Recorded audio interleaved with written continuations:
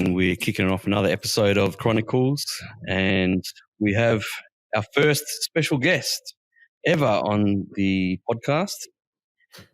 Special welcome to the brother of our co-host, Mr. Dom. How are you, mate? Good, mate. What a privilege, fellas. What a privilege. Number one on the list.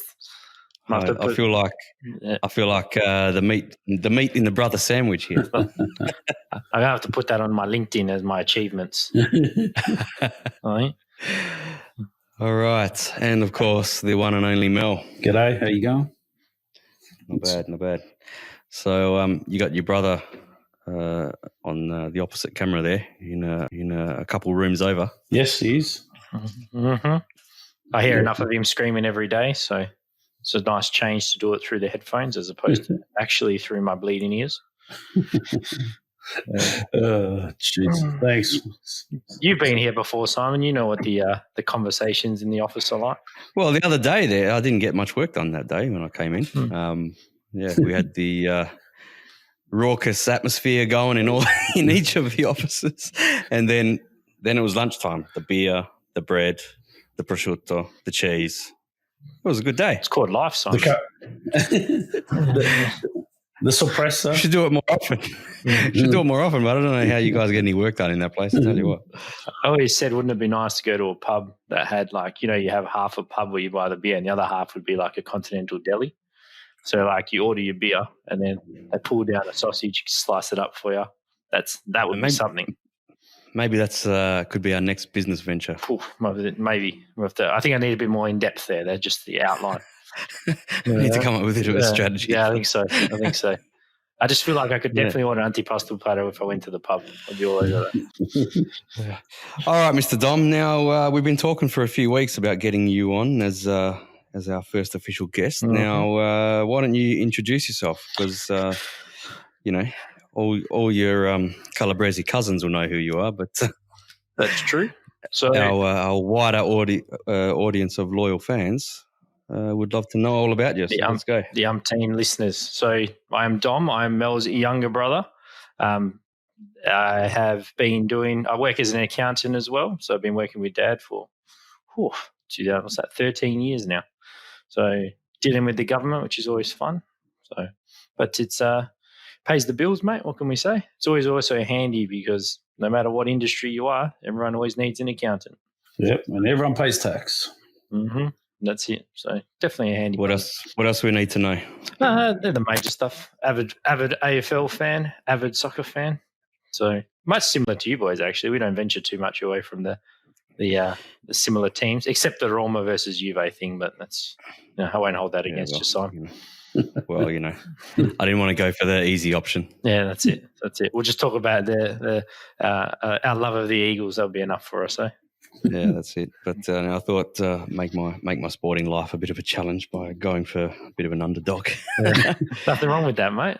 Hey, they were actually all right. They were back probably when you were peaking.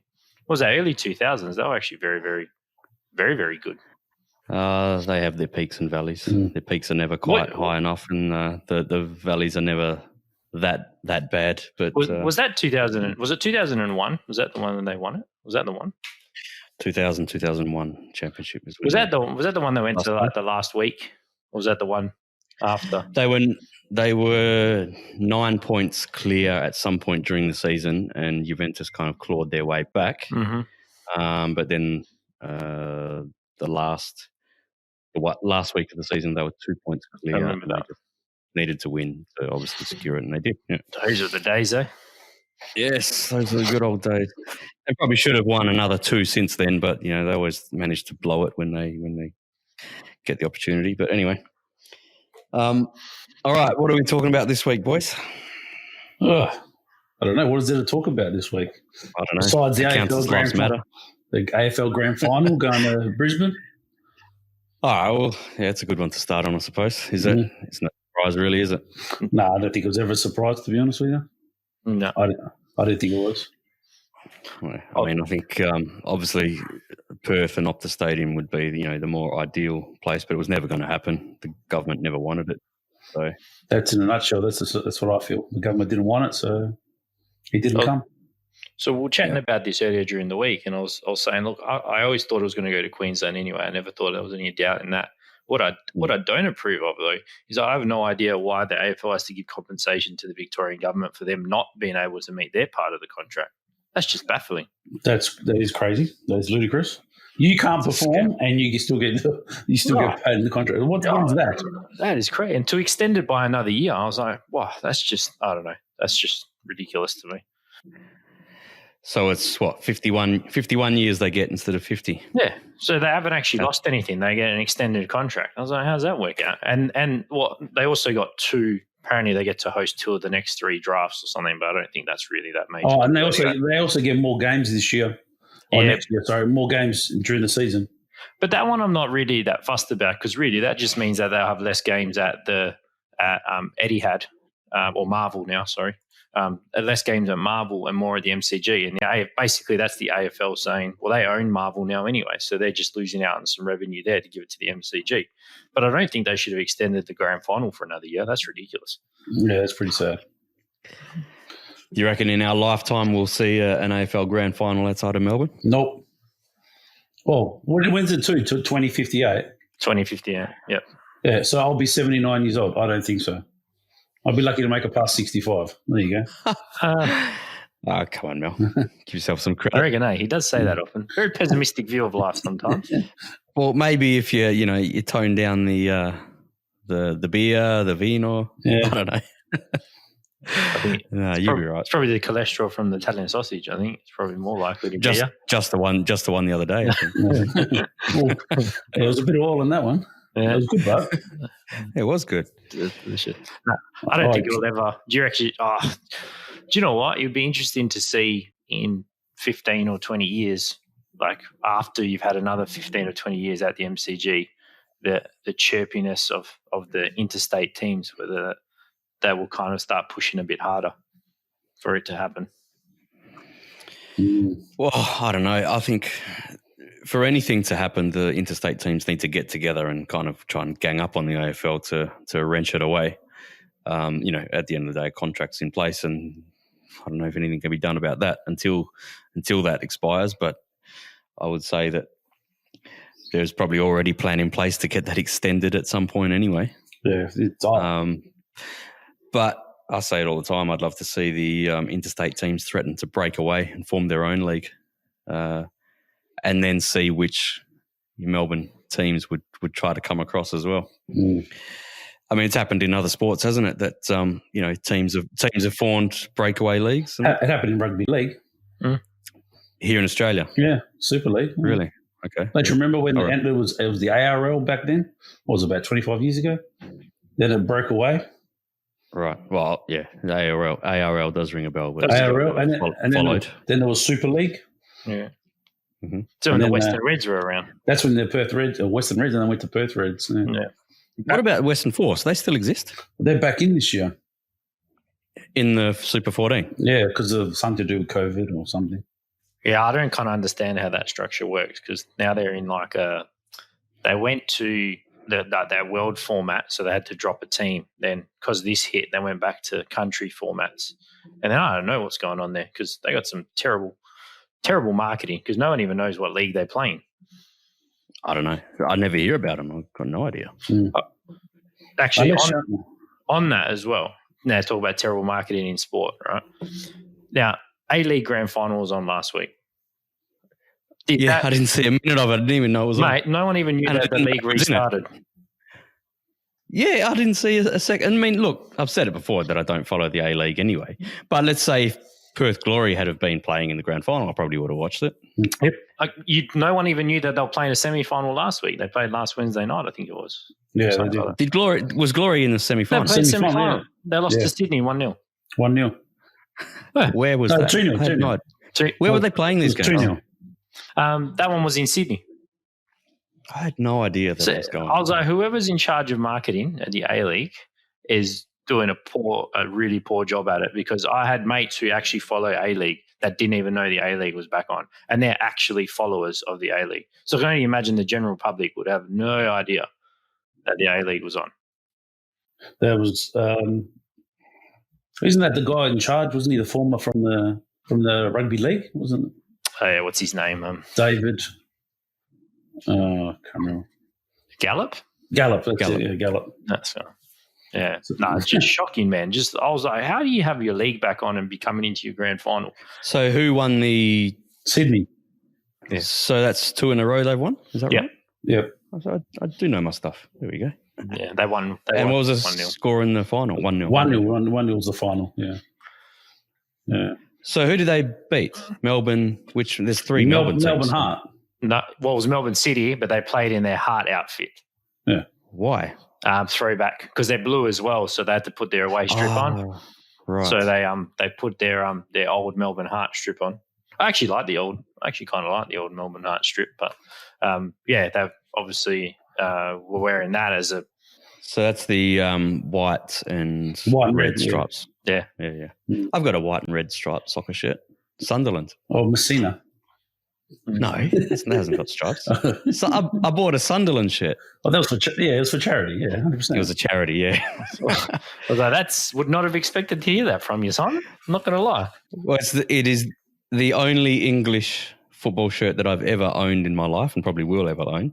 But yeah, it was a charity thing because there was a kid a few years ago. His name was Bradley Lowry. He had this rare form of cancer, and he was a Sunderland fan. And there was a charity which the club was behind, and they were selling Sunderland shirts with like his badge on there. And I remember when before he passed away, I was following the story online, about him trying to, everyone getting behind him to try to help him recover, and obviously it went south and didn't go well. But yeah, so I thought it was only $30, so. That's a good reason to buy one, though. Chip in and buy a shirt, and it hangs up in my wardrobe next to my Italy and Roma shirts. No, but that's fair enough. It was for charity. Did the right thing. Oh yeah. Did you crank it out when Sunderland plays on? Well, funnily enough, talking of Sunderland, have you watched the Netflix Sunderland Till I Die? No, not yet. No. It's really good, actually. I probably like the first season better than the second season, but. It's an interesting watch, just for the passion of these supporters, right? Because they get Netflix to come in and film them for a season, and this season that's the season they get relegated from the Championship second division to the third division. Yeah. So they went from did they really from Div1? No, Div1. Yeah. So the first season of this show, they got relegated from the championship to what do they call it? League One, is it? Oh, yeah. So then, obviously, the second season of the Netflix show, they're trying to get promoted. They actually make it to the playoff, and they lose the playoff on penalties. Oh, good drama. So. Oh yeah, very dramatic. But and they get new owners as well in the second season, and these owners are a rabble. They don't know what they're doing. Is it Netflix or Amazon doing the Tottenham one? That'd be interesting because that's the one where I think that's Amazon. So yeah, because they sacked. Amazon's got some really good ones. They've got Manchester City from a few seasons back. I think it might have been Guardiola's first season. Mm-hmm. So I think I've seen the first episode of that, but I haven't seen it all. There's got Borussia Dortmund. There's one about Brazil, which no interest, thanks. There's one on the All Blacks. Mm-hmm. I heard that they were going to do one for West Coast Eagles as well on Amazon. I don't know what happened with that. That's this season. So there's I think there was 4 clubs. So there was Eagles, might have been Collingwood, might have been Richmond. Richmond. I think there was, but they're going to try and pick someone who they think might win at the end of the year. So what? Are they filming it at the moment? Yeah, they're still filming it. I wonder how they're doing that with this coronavirus shutdown and all that stuff. They step back 1.5 meters. Or maybe our Sydney Stack. He might tell you. Actually, I'll raise a query for you. Do you think Sydney Stack and what was his name? The other guy. So I'm just drawing a blank. But they're asking them to pay the fine. No, should they pay? Can we just explain the story? Okay. Because there's going to be people listening that don't have a clue what we're talking about, and I'm probably one of them. I didn't follow this story. I heard the name in the news, but I didn't follow the story. So lay it on us. I'll go from the beginning. So Sydney Stack and the other. Have you got his name there, Miller? What was his name? I want to say Sydney Stack is a player. He's a player. There's 2 players for Richmond, right? For who? For Richmond. Okay. So they're in the Queensland hub at the moment. So the other not last night, the night before, they went to a strip club in Queensland. Callum Jones. Okay. So this is just the other day. So went to a strip club in Queensland. Then they went to get a kebab outside the strip club. Got it. As you do. As you know. Well, that's standard. As you do. On a side, you can't go home without the kebab. On a side note, that is a prime location for a kebab store. But anyway, that's another issue. But that guy, he probably can afford to pay the $75,000 just for the advertisement that he'll get now. So were they breaching the lockdown? This is the thing. No, so they come out, then they got into a fight with. I actually might add Tom Brown, who's one of the AFL, one of the commentators there on journalists, right? He said that Sydney Stack tried to pay for the kebabs, got declined, right? So then he had to transfer them the money, so I can do a bank transfer. Meanwhile, got into a fight with some other dudes, but apparently Stack tried to break it up. Like these guys were antagonising him. Then they lost the kebab. The kebab fell over or something. I don't know what happened. So then they went and bought another lot of kebabs. So, mate, that's $100,000 for 4 kebabs. That's expensive kebabs, mate. So that's the story, right? Now, regardless of the fight they got into, because that's always an issue with professional athletes. That's regardless if it was COVID or not. That's always something, right? But so what has actually happened is that the club had a $25,000 suspended fine from their previous breach. Remember, the wife went to a day spa of one of the players and all that sort of jazz. Whatever that one. Yeah, that one. So they have the 25. So then they got an extra $75,000 fine, plus the players got 10 matches. They got suspended for 10 matches, right? Now they're saying that the club's trying to say that the players are going to pay the fine. That's $37,500 each. These guys are on 50% pay cut, and they don't get any match payments for 10 matches, right? So these guys would probably worked out that the fine is half their salary for a year. That's just steep, man. Yes, that's a bit harsh. Yeah, so the AFL Players Association said that the maximum fine you can fine a player is $10,000, right? That's the max that they could possibly get, right? Now, the club's saying, these guys are voluntarily paying. Apparently this morning, the agent of one of the players, Sydney Stack, said, no, they're not agreeing to pay. The Players Association has said this is the amount, right? Now, yeah, they might have done the wrong thing, granted, but so be it. The thing is, they didn't go into a strip club. That side of it is not a breach of any state law or federal law. They didn't breach a quarantine. That's not what happened. It's just it's a COVID breach for the AFL. So it's like your boss saying, we don't want you to go to a strip club. You go to a strip club, and then the boss says, well, I'm going to fine you $100,000 for going to the strip club. Not that it was illegal. It's just that's against their policy to do that. That's essentially what's happened. Hang on. How does the AFL have any right to say you can't go to a strip club if it's not against the law? So that's their COVID policy. So yes, so I can understand the AFL having some sort of regulation about player. What's the word? Player decorum, player conduct, right? I get that, right? To then fine them $75,000. Well, they fine the club. They actually don't fine the player. They fine the club, and it's up to the club to decide what they want to do. I think the club should just pay it and wear it, because that's just the cost of doing business anywhere. If your employee stuffs up, the business pays for it. That's just the world we live in. Mm-hmm. Absolutely. Mm. So did the club know that they were going out? I highly doubt it. I don't think that would have been a good look. They've been breached before. They've had a few off-field problems this year. Obviously, Richmond. You know, they had the Brooke Cochin where she went to the spa, and then they had the we'll call it assault claims for the when the players were singing their song and the guy was touching him. Yes, we had a special episode on that one.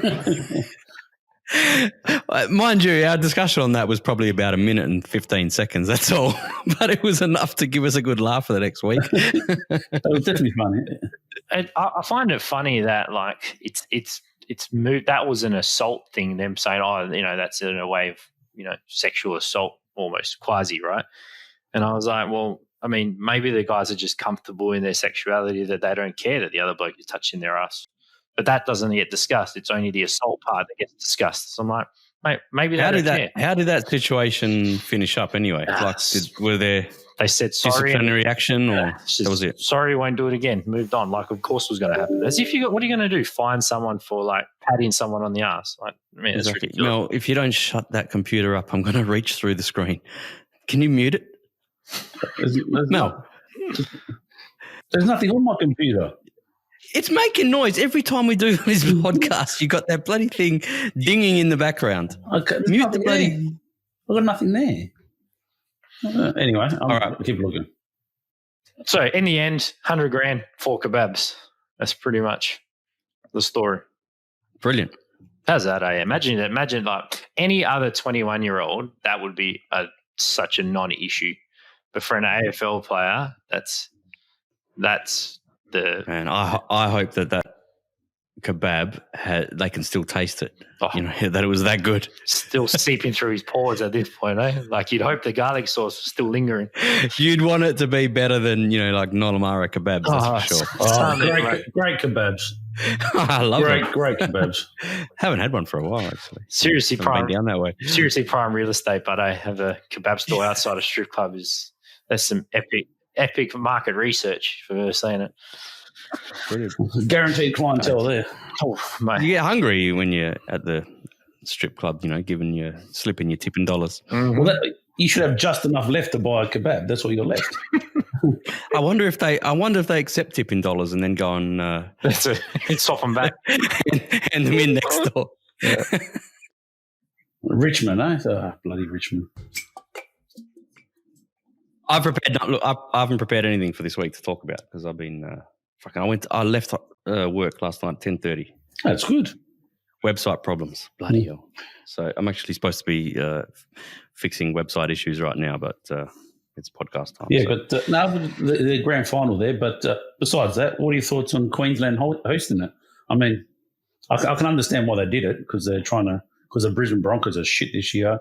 Gold Coast Titans are shit. Well, yeah, obviously the AFL was always leaning or pushing towards Brisbane because, they want to take advantage of, firstly, the Brisbane rugby team's doing crap and, an opportunity to try and push the game in Queensland.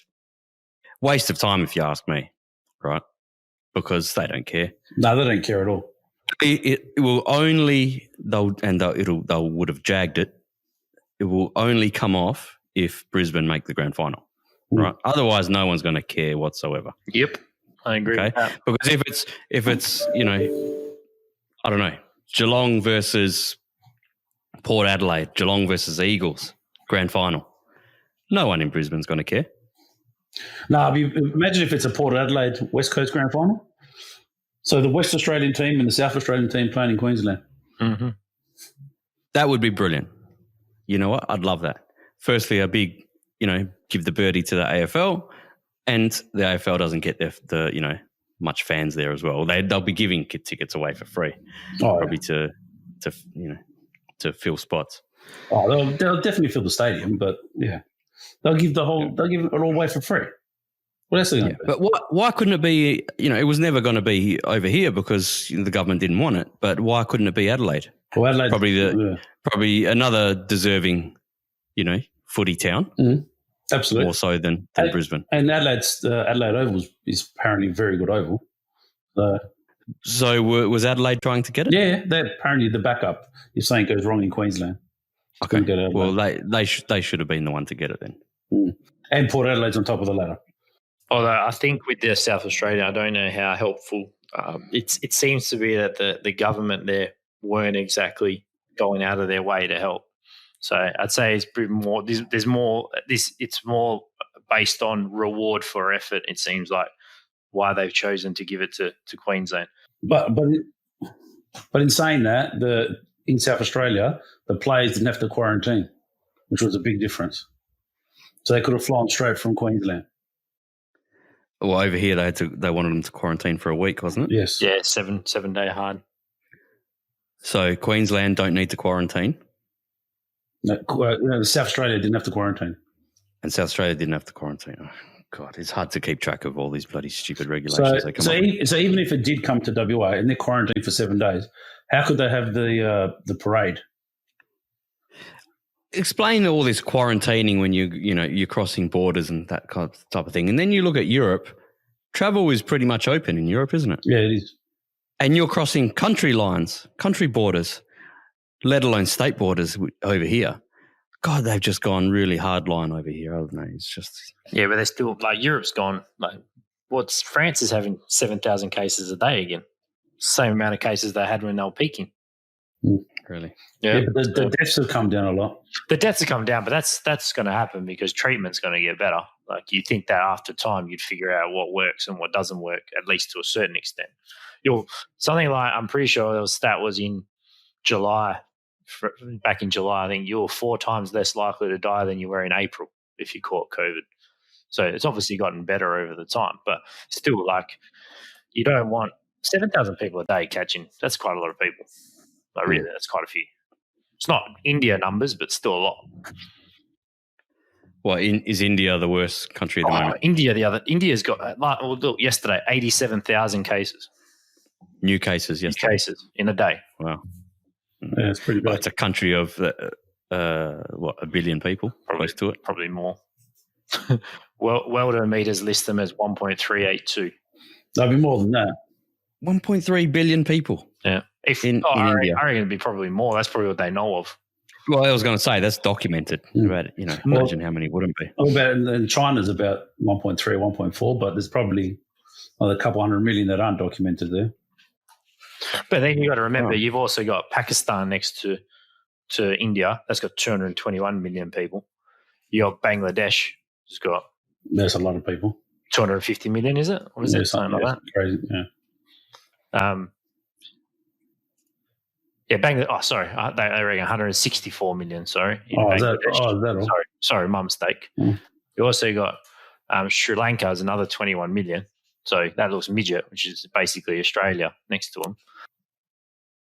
How's this Victorian police cracking down on arresting people for making Facebook posts and stuff like that? Did you see the pregnant lady who? Yeah, saw that. All right, she's done a stupid thing, right, to try and organise a Facebook event, a rally. It was in Ballarat, wasn't it? Yeah, Ballarat. And funny, Ballarat's got a different restriction to Melbourne. So they're at stage 3 restrictions, not stage 4. So they are allowed to get out and protest? I believe it's something different in Ballarat, yeah. Anyway, right, she even admitted, probably stupid to do it. Can't I just delete the bloody thing and be done with it? Why can't they? And then you compare to when they did these Black Lives Matter rallies in Melbourne. That was all encouraged. The police were on board with that. Police kneeled. So they were doing interviews, leading up to these Black Lives Matter rallies in Melbourne City, saying, people have a constitutional right to go out and protest, and that type of thing, and, we support them. But now when it's protesting these lockdown stuff, no, not allowed to do it, and we'll lock you up, arrest you just for making a post on Facebook about it, not actually even doing it. It's unbelievable. That state has become a fascist dictatorship. It's shambles. It's actually shambles. It is pretty bad, though. What hypocrisy to allow one but not the other, to support one and crack down on the other. No, regardless, right or wrong, it is what it is. But the fact that she got arrested, I thought to myself, really, it's a Facebook post. She's not the only one either. And there was another guy that was filming it as well, and he just got out of bed, and they said, "What are you coming in for?" He goes, "Open the door. If you don't open the door, we're going to knock it down." They smashed his door down and arrested him. I'm like, yes, yeah. He was filming on the balcony as they were bashing in. Like, what are you? And the camera goes flying. They just come and rush him and throw him to the floor. Just the brutality of it as well. Like, what's the need to be that, that aggressive? That physical. The irony in that system was the fact that they were claiming they weren't doing things properly because they were claiming people had the human rights? They were part of a human rights convention or whatever. What was that one, Millie? Yeah, the human rights convention. Yeah. But then they're doing this for people who post Facebook posts. I was like, all right, so it's only human rights when it's convenient for you. Is that Yeah, exactly. the case? Like, how you work that Exactly one out? right. They're Exactly shambles, man. Honestly, a shambles over there. Seriously. I can only. He's definitely. I think he's definitely out of a job as soon as that election comes up. I don't think he's gonna. I don't think there's anything he could do that would save his job. Dan Andrews. Yeah, but I don't know. I wouldn't say that because Victoria's very different than the rest of the country. Yeah, but yeah. Like, he's a nightmare and everyone knows it and everyone, is saying it. But Victoria as a state is so far left that they might just lap it up. But the thing is, I don't think you could seriously look at the rest of the country while in lockdown and think, yep, he's done a good job. Yeah, but there's a lot of tweets that say, I stand with Dan. I stand with Dan. Yeah, because they're people that have just picked a team like they're a sports team and follow blindly no matter what, right? That's those people. And you get them on both sides of the political spectrum. And they're always the extremes. They're idiots on both sides of the political spectrum. Oh, yeah. Because, we might be conservative-minded, but bloody hell, if someone, who's more a conservative politician acts like a dickhead, I'm happy to bloody say it. But you get those people that will just follow blind no matter what, and that shits me. I definitely wouldn't want to be living there at the moment. I know that much for sure. No, just your freedom's gone. Your freedom's gone. Totally gone. Who's keeping track of each law, each freedom that's lost? Who's keeping track about in 6 months' time whether they come back or not? Mm-hmm. It's just eventually it'll just become the norm. Yep. Right. And this is why they keep saying this stupid term, the new normal, because it's not just, living with the coronavirus that they want to be the new normal. It's also the heavy-handedness and, the authoritarianism that they want to be a new normal as well. Okay. They being, governments making rules. Listen to what we say, do as we say. That becomes the new mindset. That was like, what about... Speaking of that, what about Nancy Pelosi? Did you see that in America? There's a lockdown. There's a lockdown in San Francisco, so no one can do anything. Hairdressers are closed and all that. But she went to a hairdresser and got her hair done.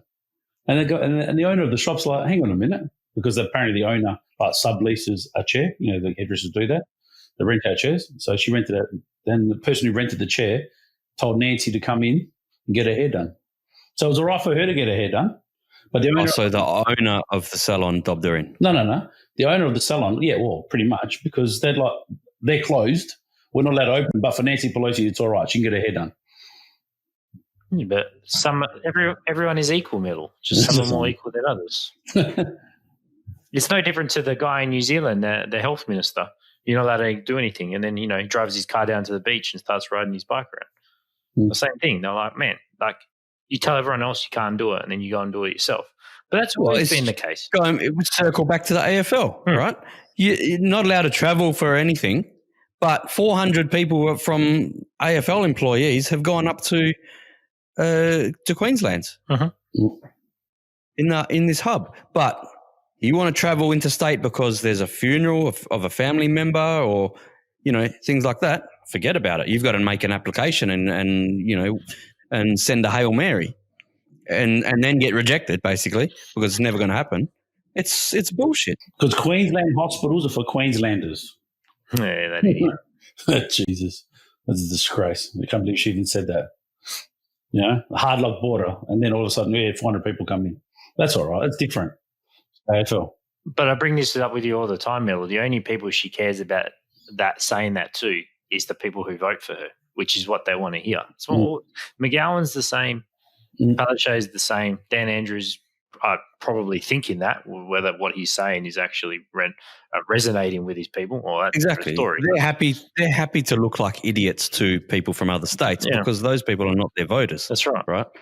So they're just playing on the parochialism of their state. Right. McGowan's been doing it. This is 91 or 92% whatever support that he's got. Bullshit. I don't believe that for a minute. I don't know where they're getting these numbers from. Because everyone I'm talking to is saying, it's time to open up. Maybe I'm talking to too many like-minded people, but everyone's been saying, that he's not doing as great a job as everyone says he has. because he's been talking shit against other states, against the AFL, all this kind of stuff.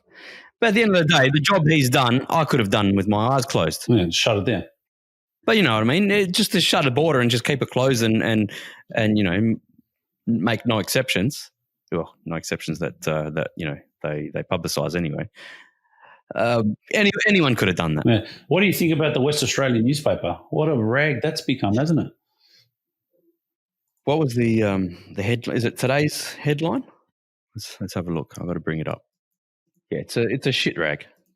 It's a shit rag. It's a shame. I used to enjoy reading the West Australian. I wouldn't spend $1 on it. No, nothing.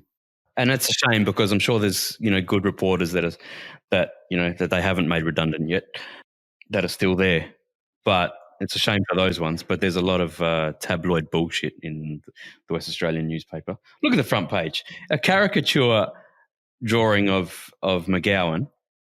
September 4 is our West Australia Day. Why?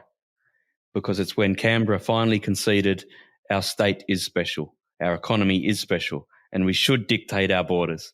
From now on, this date shall be known as our West Australia Day. Really? Really embarrassed me like that? My God. I told you I don't have a West Australian passport. It's not even an article. That's just not even news.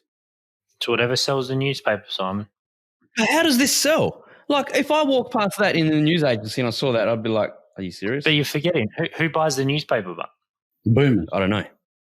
Who buys the newspaper? The older generation. The young generation don't buy the newspaper. And who are the people that something like that would appeal to? It's always the older generation. That's their target market, so be it. How long do you reckon newspapers have got in general? 20 years. You give them even 20? Yeah, give them 20.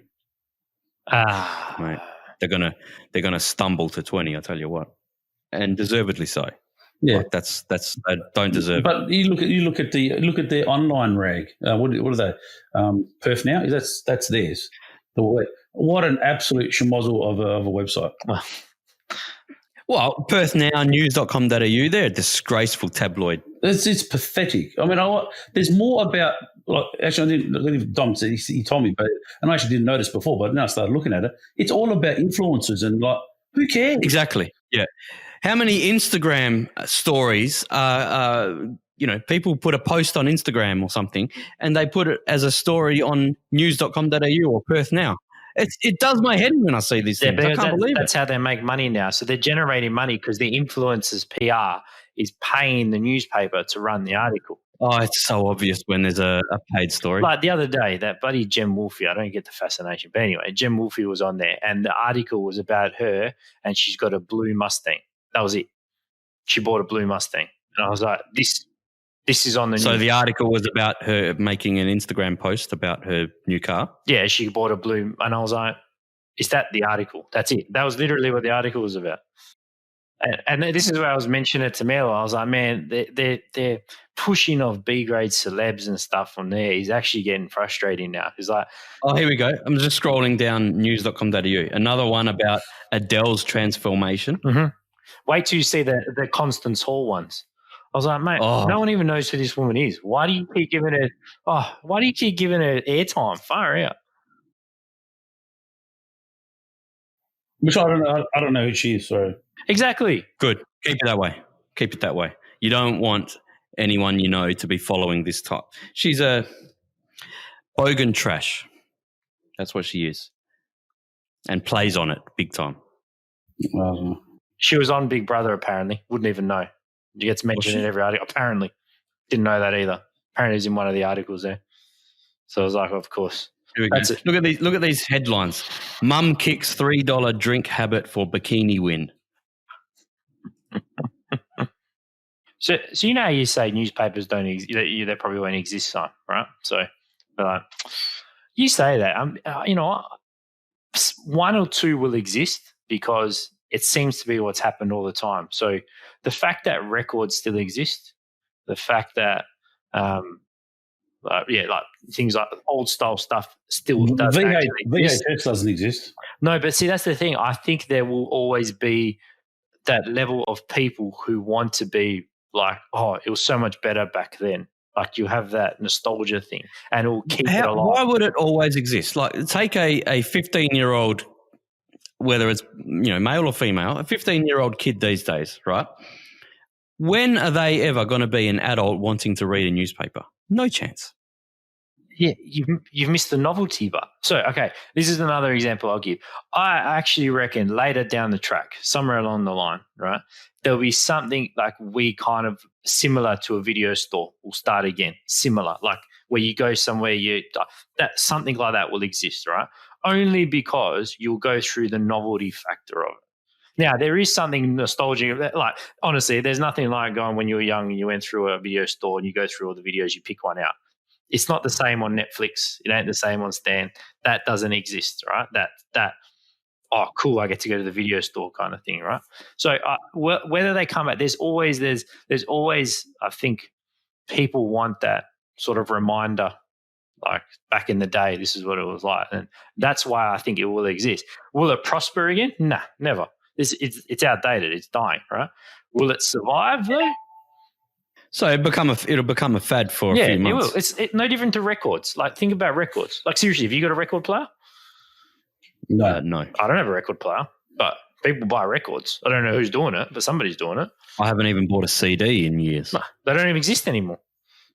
You can't buy a CD? Well, like, really, when's the last time? I've seen one CD store. I think there's one at Dog's Farm Shopping Centre. It's the last one. What about JB Hi-Fi, Sanity? They still Sanity, no. But it's actually more records. They sell records, like actual because records. of the nostalgia factor. But there's also with records, it's the sound quality is supposed to be better as well, isn't it? Yes. Isn't that another reason why they came back a bit? Acoustically, yes.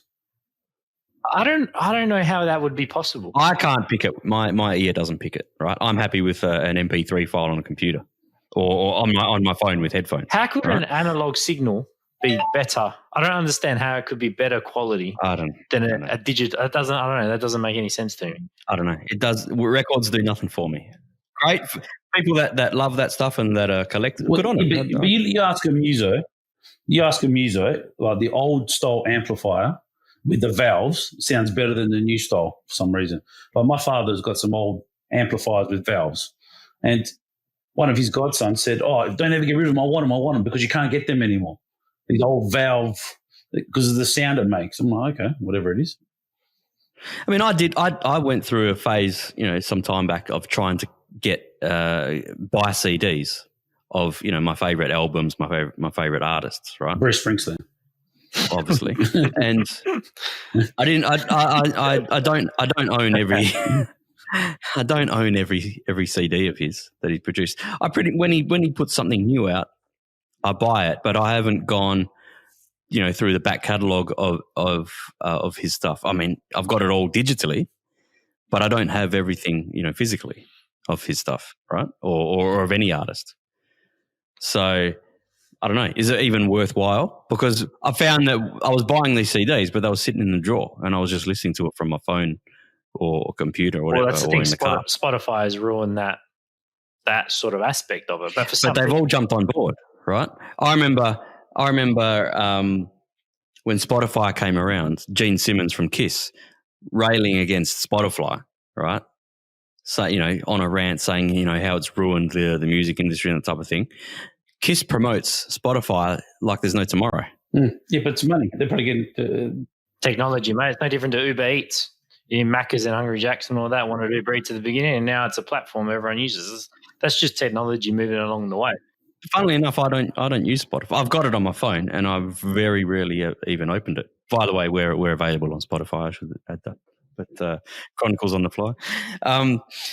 But yeah, it's not an app that I use. But I wouldn't use Spotify for. Would you use it for podcasts and stuff like that? Not really. I wouldn't use Spotify for podcasts. You can. I'm pretty sure that any. I use Podkicker. But I need to get rid of that because it's giving me the shits. I need to find a decent podcast app, a better one. But I don't want one that I have to pay a monthly fee for, though.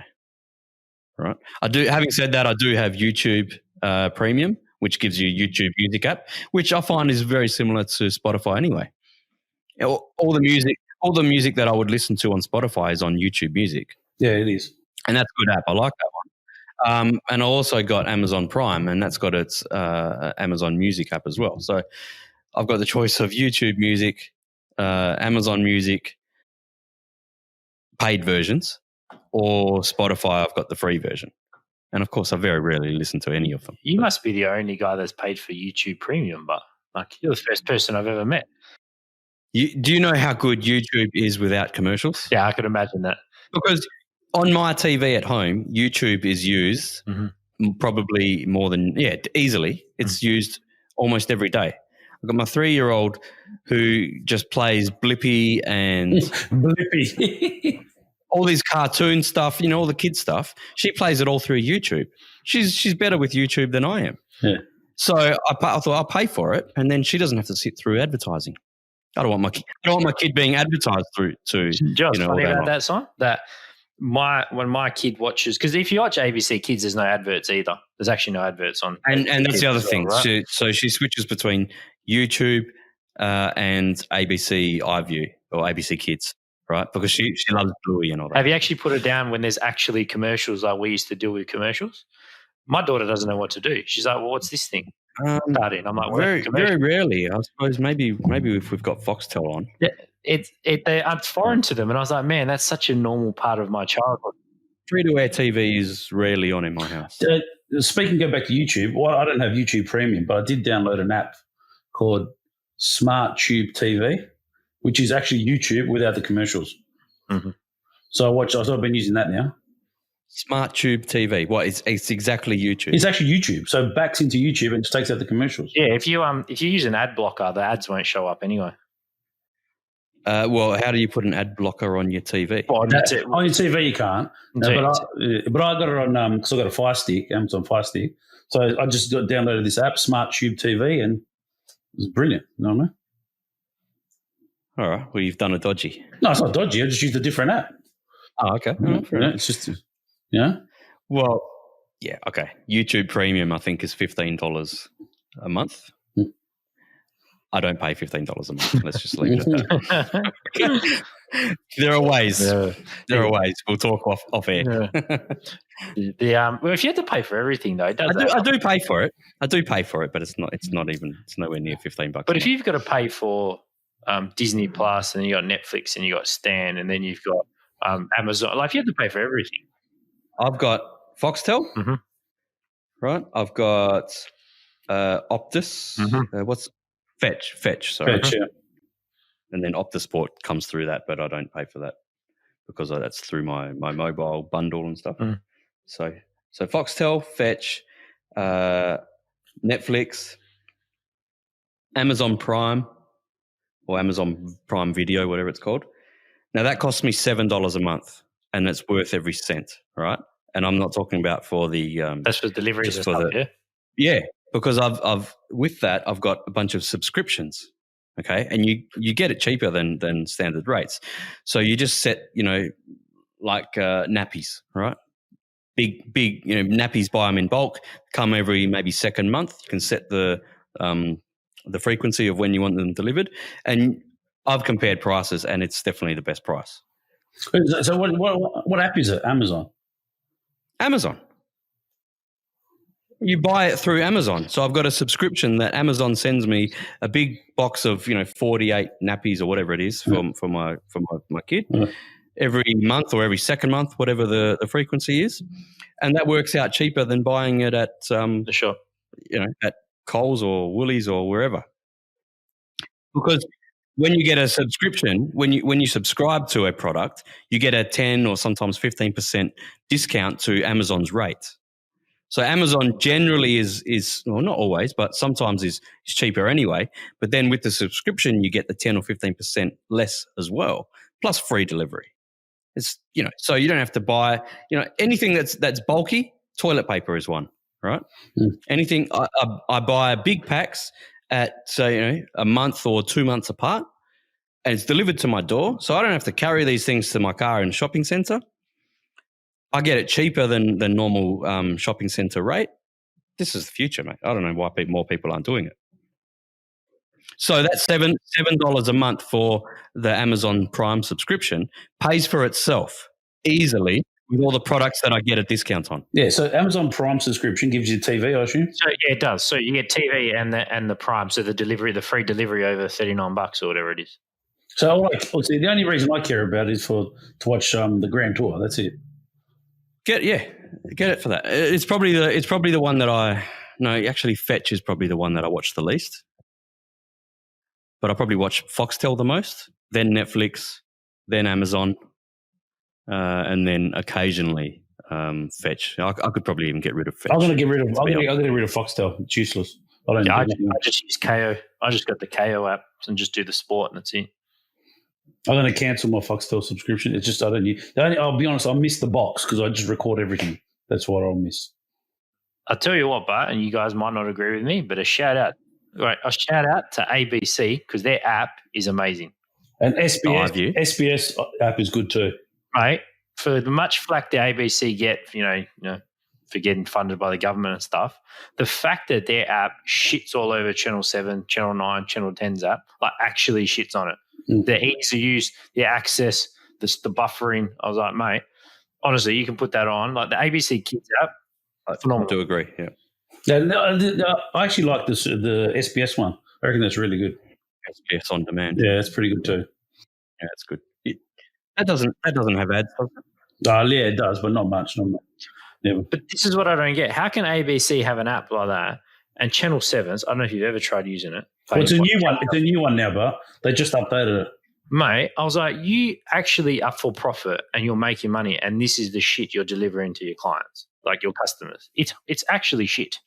Like it's like the ad starts and then it replays back to the beginning. And I was like, mate, compared to ABC iView, it's not even in the same league, mate. But in Channel 7's defense, the new app's a lot better than the last one. It just came out like 2 weeks ago, not even. Couldn't be worse. Far out. It's definitely like that. It's a lot better. Definitely a lot better. I must admit, in terms of comedies, like ABC comedies, mate, they're up there with some of the best comedies on TV at the moment. Have you actually seen what 8 out of Cats does the countdown? 8 out of 10 Cats does the countdown? Have you seen one yet? I've got to write this down because you mentioned it the other day. I still haven't seen it. 8 out of 10 Cats. 8 out of 10. Is that what it's called? Does the countdown, but you need to write 8 out of 10 because 8 out of 10 Cats. Then there's the countdown, but this is a combined. 8 out of 10 Cats does the countdown. I've got to look that up. Jimmy Carr. Oh, Jimmy Carr, yeah, he's a lot. All right. And I keep telling you, you've got to watch Afterlife with Ricky Gervais on Netflix. That's just the greatest show on Netflix. The greatest show was the Aventus one. I really enjoyed that. Yeah, I wonder if they're going to keep doing that one. I really enjoyed that one. That was good. That was probably it got me really into it at the time. Yeah, Netflix has got so much good content. Like sometimes I sit there just scrolling through, watching the trailers, trying to find something to watch, and it's like an hour's gone by. I haven't even started watching anything. I've just been scrolling through to work out what I do want to watch. So, yeah, that's the new video store. Remember, exactly. That's what it is. It's just not the same. I said, wait for the next guy to see. Get the VR goggles. I don't have to go out to the video store in my pajamas and Ugg boots, right? At 9 o'clock at night, I can lay on my couch. That's true. There was something so exciting though about going to the store when you were 9 years old, 10 years old. You get that shitty popcorn in the plastic at the front. Nothing like it. Nothing like it. The multicolored popcorn? That's just wrong. No, that's not that crap. No. But do you know what's sad, really, as a business model, was that from my research says that Blockbuster actually had first rights to purchase Netflix. Oh, they turned it down. They turned it down. They go, who would want to watch that? The service at the time was different though. The Netflix that they were meant to buy was like that red box, where you order it in the mail and it comes. I was going to say there was one here called QuickFlix. Yeah, I think it was. Yeah, same thing. It was like that. Right. Yeah. I actually went for a job interview at QuickFlix in Perth years back. It was, I don't know, to do an IT job or something like that. You'd have been made redundant real fast. Yeah, no, well, that's all right. A redundancy is good. Hand over the money. Oh, he could have written the code for the new Netflix. You don't know. Could have gone either way. That's it. Yeah, if I was a programmer, but I'm not. But that's not uncommon for businesses to miss opportunity. So that's exactly like a friend of mine was telling me about, the National Enquirer. The National Enquirer, the magazine there. Yeah. Sam, you know the one I'm talking about? Yeah, I've seen it. They used to do all the UFO sighting shit and all that, right? Oh, did they? Okay. So apparently they were the biggest magazine they by accident became, I think it was one of the biggest marketing companies in the world by accident because of circumstance. So what actually happened was that they had some dirt on the guy who owned the magazine racks. So in all the kiosks and stuff like that. And they were going to release some things. He's like, what do you want? And they're like, oh, we want our magazine on the top shelf, right? So they had their magazine. But then other companies started approaching them to say, well, can you put our magazine on the top shelf? So they then started making money from selling the advertising space rather than actually doing the newspaper. That's how they made their money. So it's like that. It's just opportunity comes, and some businesses take it, some don't. That Blockbuster might have been completely different, but I suppose you don't know. I think Blockbuster was just a company that was, what's the word? Got to be complacent. But there's no different to Kodak. I was just going to bring up Kodak. They're another one that missed an opportunity as well. Yeah, no, 100%. You've got your business needs to evolve with changing times and technology. Nokia. Perfect example. BlackBerry. They're starting to come back though, aren't they? Well, they have started to come back. But that's not the original Nokia. It's been sold and ripped up. Right. Okay. Yeah. But that happens unless you evolve and you change and you just take you where the market takes you. You can easily die, especially those technology-based businesses when technology outpaces you. If you don't stay, I suppose you look at Nokia, right? They're the market leader of mobile phones, right?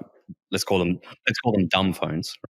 Then smartphones comes along with the iPhone. First of all, was that was the first one, pretty much? Oh, the BlackBerry was. The BlackBerry was pretty big then. Okay, the BlackBerry was probably half and half, you could say, right? But it really took off with the iPhone. Yeah, smartphone technology. I suppose Nokia might have looked at that and gone, you know what, we're not going to go down that path because we need to be different. So let's just try and do our dumb phones better, maybe. No, right? not necessarily. You could. Nokia did have the flip. They actually had a flip phone that was a color screen for emailing. They had a full size keyboard on it. They actually did that. Then they had the half screen to compete against the BlackBerry. I just think they were that inferior product that costs more money. I suppose at the end of the day, when you're trying to chase someone else's technology, you're always behind the eight ball. That's what it was. Their software was a bit shit. Their Nokia software was crap. I actually had a Nokia, I remember, with a full size. What happened to Windows Phone? That died. I got one, I think, too. Did you have one? Yeah. I actually had two Windows. They stopped making it. I had two Windows. Stopped making it. Yeah, stopped making it. It makes so much sense. Like, I've always used Windows on PC or laptop, right? It would make so much sense for it to be seamless that, my mobile phone is Windows Phone and just the two sync perfectly. Yeah, but Android does that anyway, so it already does it. Do you know what came from the Windows Phone though? So that was the first phone to have a paper screen. So in full sunlight, when you look at your phone, you can't see shit. No, the Windows Phone had a Kindle screen. So it didn't matter. You could see wherever, right? White. Yeah, the paper white screen. And it was like, holy shit, that's amazing. And I'm surprised that never took off more, though. I suppose you can't get the definition you can out of it. Yeah, exactly. I mean, it's good in that situation and that situation only. That's the only time you'd want that. Essentially, it moved to Kindle. That's what uses that sort of technology. That's great on Kindle. Yeah, I think. that stuff's because the time that I would read my Kindle, I've got a Kindle and it very rarely comes out. But the times that I would read it would be nighttime, but I don't want that light in my eyes. Yeah. So with the but then again, you don't have the light, the backlight, full stop, right? Do you? No. With the paper white. So you need the best of both worlds in some way. Clip the torch onto it. Those little lamps that you clip onto the top of it. There's a marketing idea for you, mate. There's another one. Well, no, they've already been done. It's too late. They've been done. The other night I was laying on the couch reading a book, right, in the dark, I had the light of my mobile phone, like the actual torch light of my mobile phone, shining on the book, and that hurt my eyes. So, yes, I do need something. Oh, if they could do a combo of paper light and backlight, that'd be interesting. Yeah, invention. Exactly right. Do something like that. There might be something. I don't know. Maybe Kindle's even got it. Oh, they would have. It's amazing, but how technology's come so far. It's incredible. How's the new fold phones with nothing green out? Yeah. You got $2,000 lying around for a phone? Sorry, no. Well, if you go buy a new Apple, that's what it's costing you, $1,800.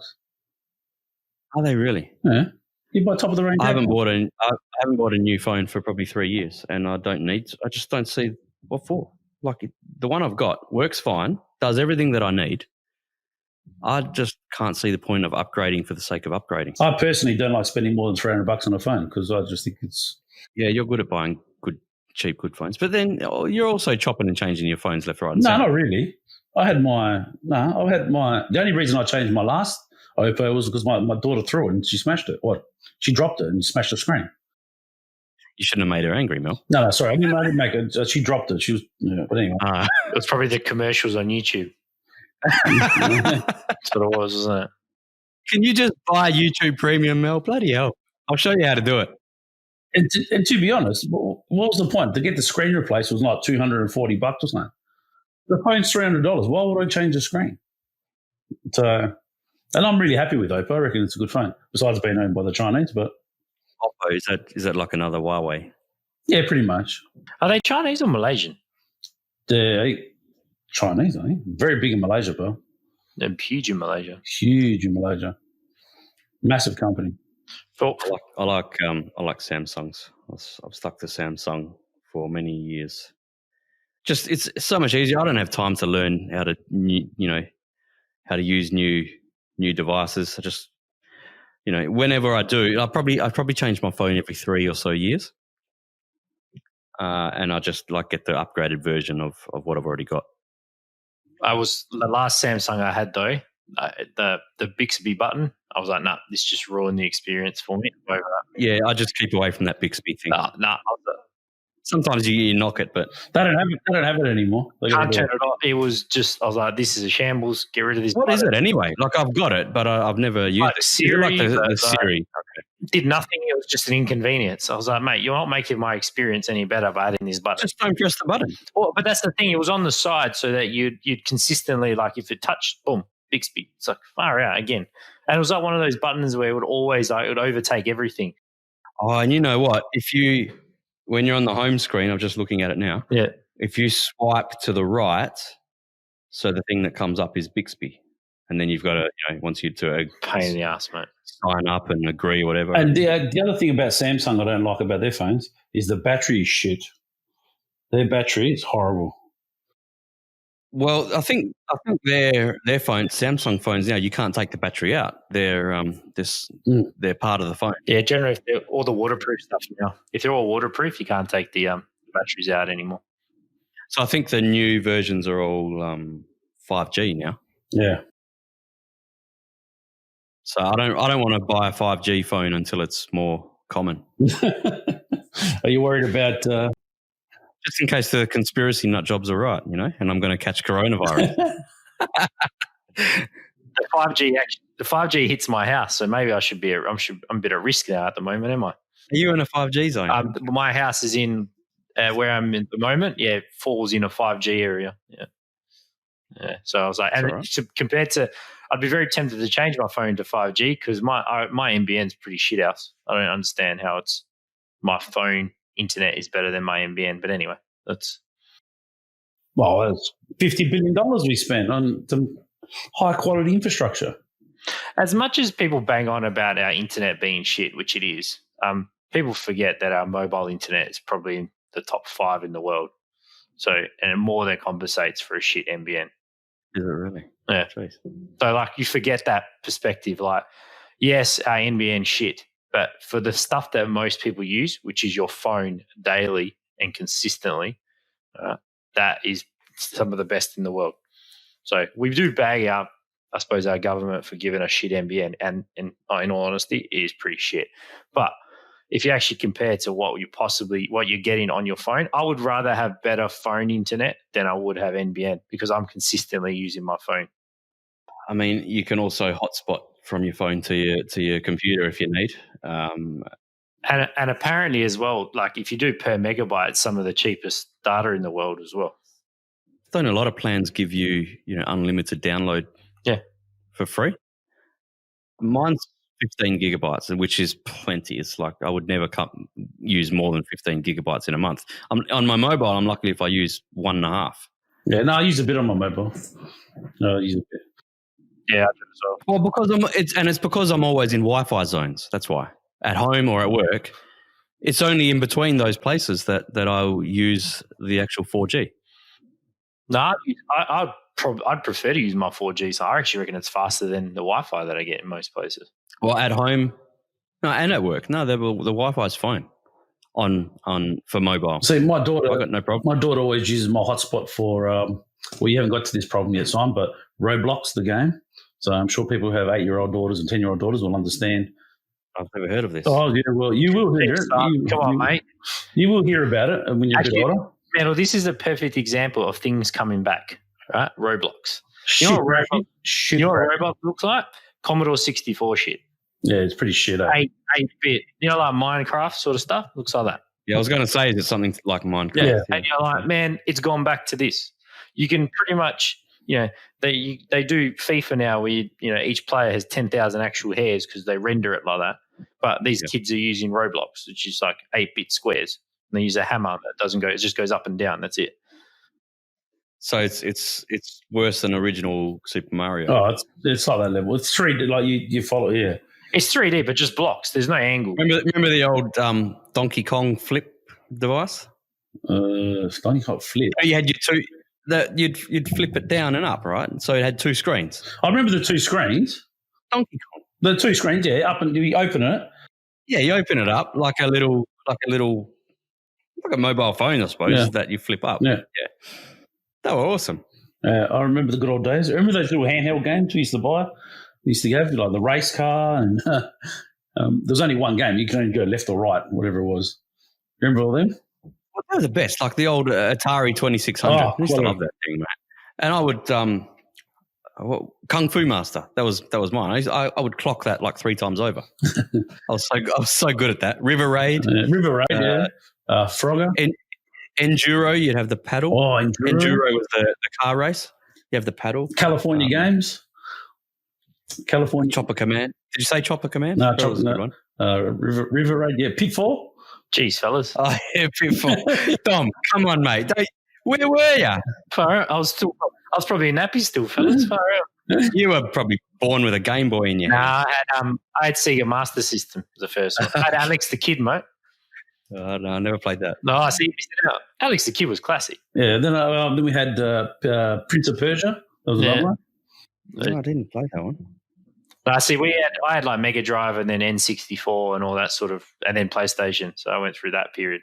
So I had a Commodore 64, I had an Atari 2600, and I had a Sega Master System. Then after that, I lost interest. So, but after that was like when they went to the Mega System, where they had the Sonic the Hedgehog, and that sort of started happening. I was never into that stuff. Honestly, the only gaming device I ever had as a kid was the Atari 2600, and I never upgraded from there until we got like the first, $5,000 desktop computer in high school. Oh yeah. And then it was just, PC games like FIFA. I remember FIFA 98. Oh, that was a classic game. That's brilliant. Do you remember there was a player manager game? That was good. Remember that one? Oh, yeah. It was just all text-based. It was all text-based, and you just player manager, remember? And you were just, that was brilliant.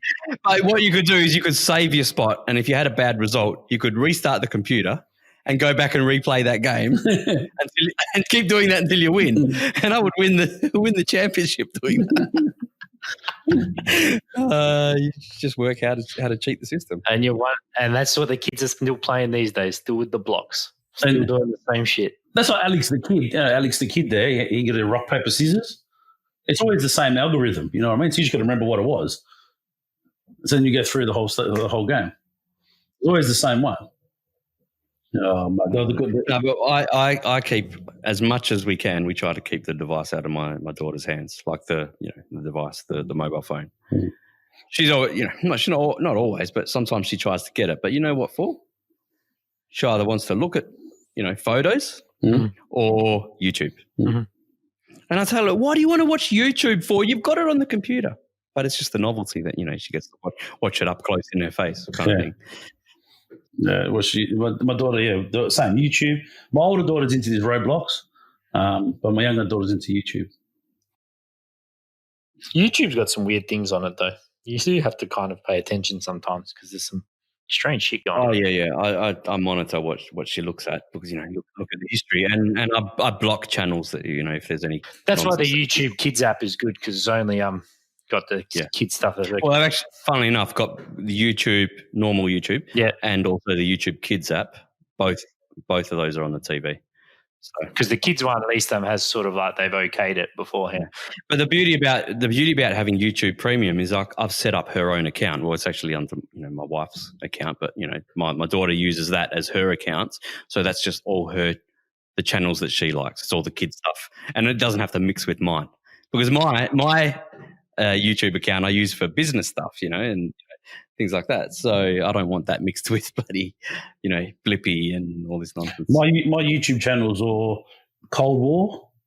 There's so much stuff on the Cold War. I love it. Flight, people who do aviation. I love watching that sort of stuff. Cars, and Top Gear. A lot of Top Gear. That's what my channels are all. If you actually want to watch something weird on YouTube that stems from YouTube, if you talk about conspiracy theories sometimes, and me and Mel will have very different opinion on what considered a conspiracy theory. But anyway, that's another issue. All right, we should open this can of worms, I think. No, we've got time. Yeah, no. Hey, it's a podcast. We can go as long as or as short as we want. So I was like, well, my main thing about a conspiracy theory is like, well, there has to be a point to it. So you can't just have a theory that doesn't have a result. Like it needs to. So if this is the theory, why are they doing that though? It's got to all right. That makes plenty of sense, but that's you thinking that through, not the conspiracy nut job thinking. On the flip side, how are you supposed to know what they were trying to hide? But that's the point. That's what I'm trying to say. Is that what kind of theory is that if it doesn't have a point to it? The idea is you're not supposed to know the point. No, that's not what it's. So, all right. Before I go any further, what I was going to mention is if you ever get the chance, just watch Elsa Gate. You ever heard of Elsa Gate on YouTube? How do you, what? Elsa Gate. Spell it. ELSA, like Frozen, Elsa. Okay. All right. And then Gate, GATE. And this kind of a little, it's not really a conspiracy theory, but what happens is there's kind of like people that put shit on there that's kind of like grooming children on YouTube. So you're supposed to be aware of it. And then people like show you, they show you the videos that are up on YouTube that aren't really for children, but pretend to be for children.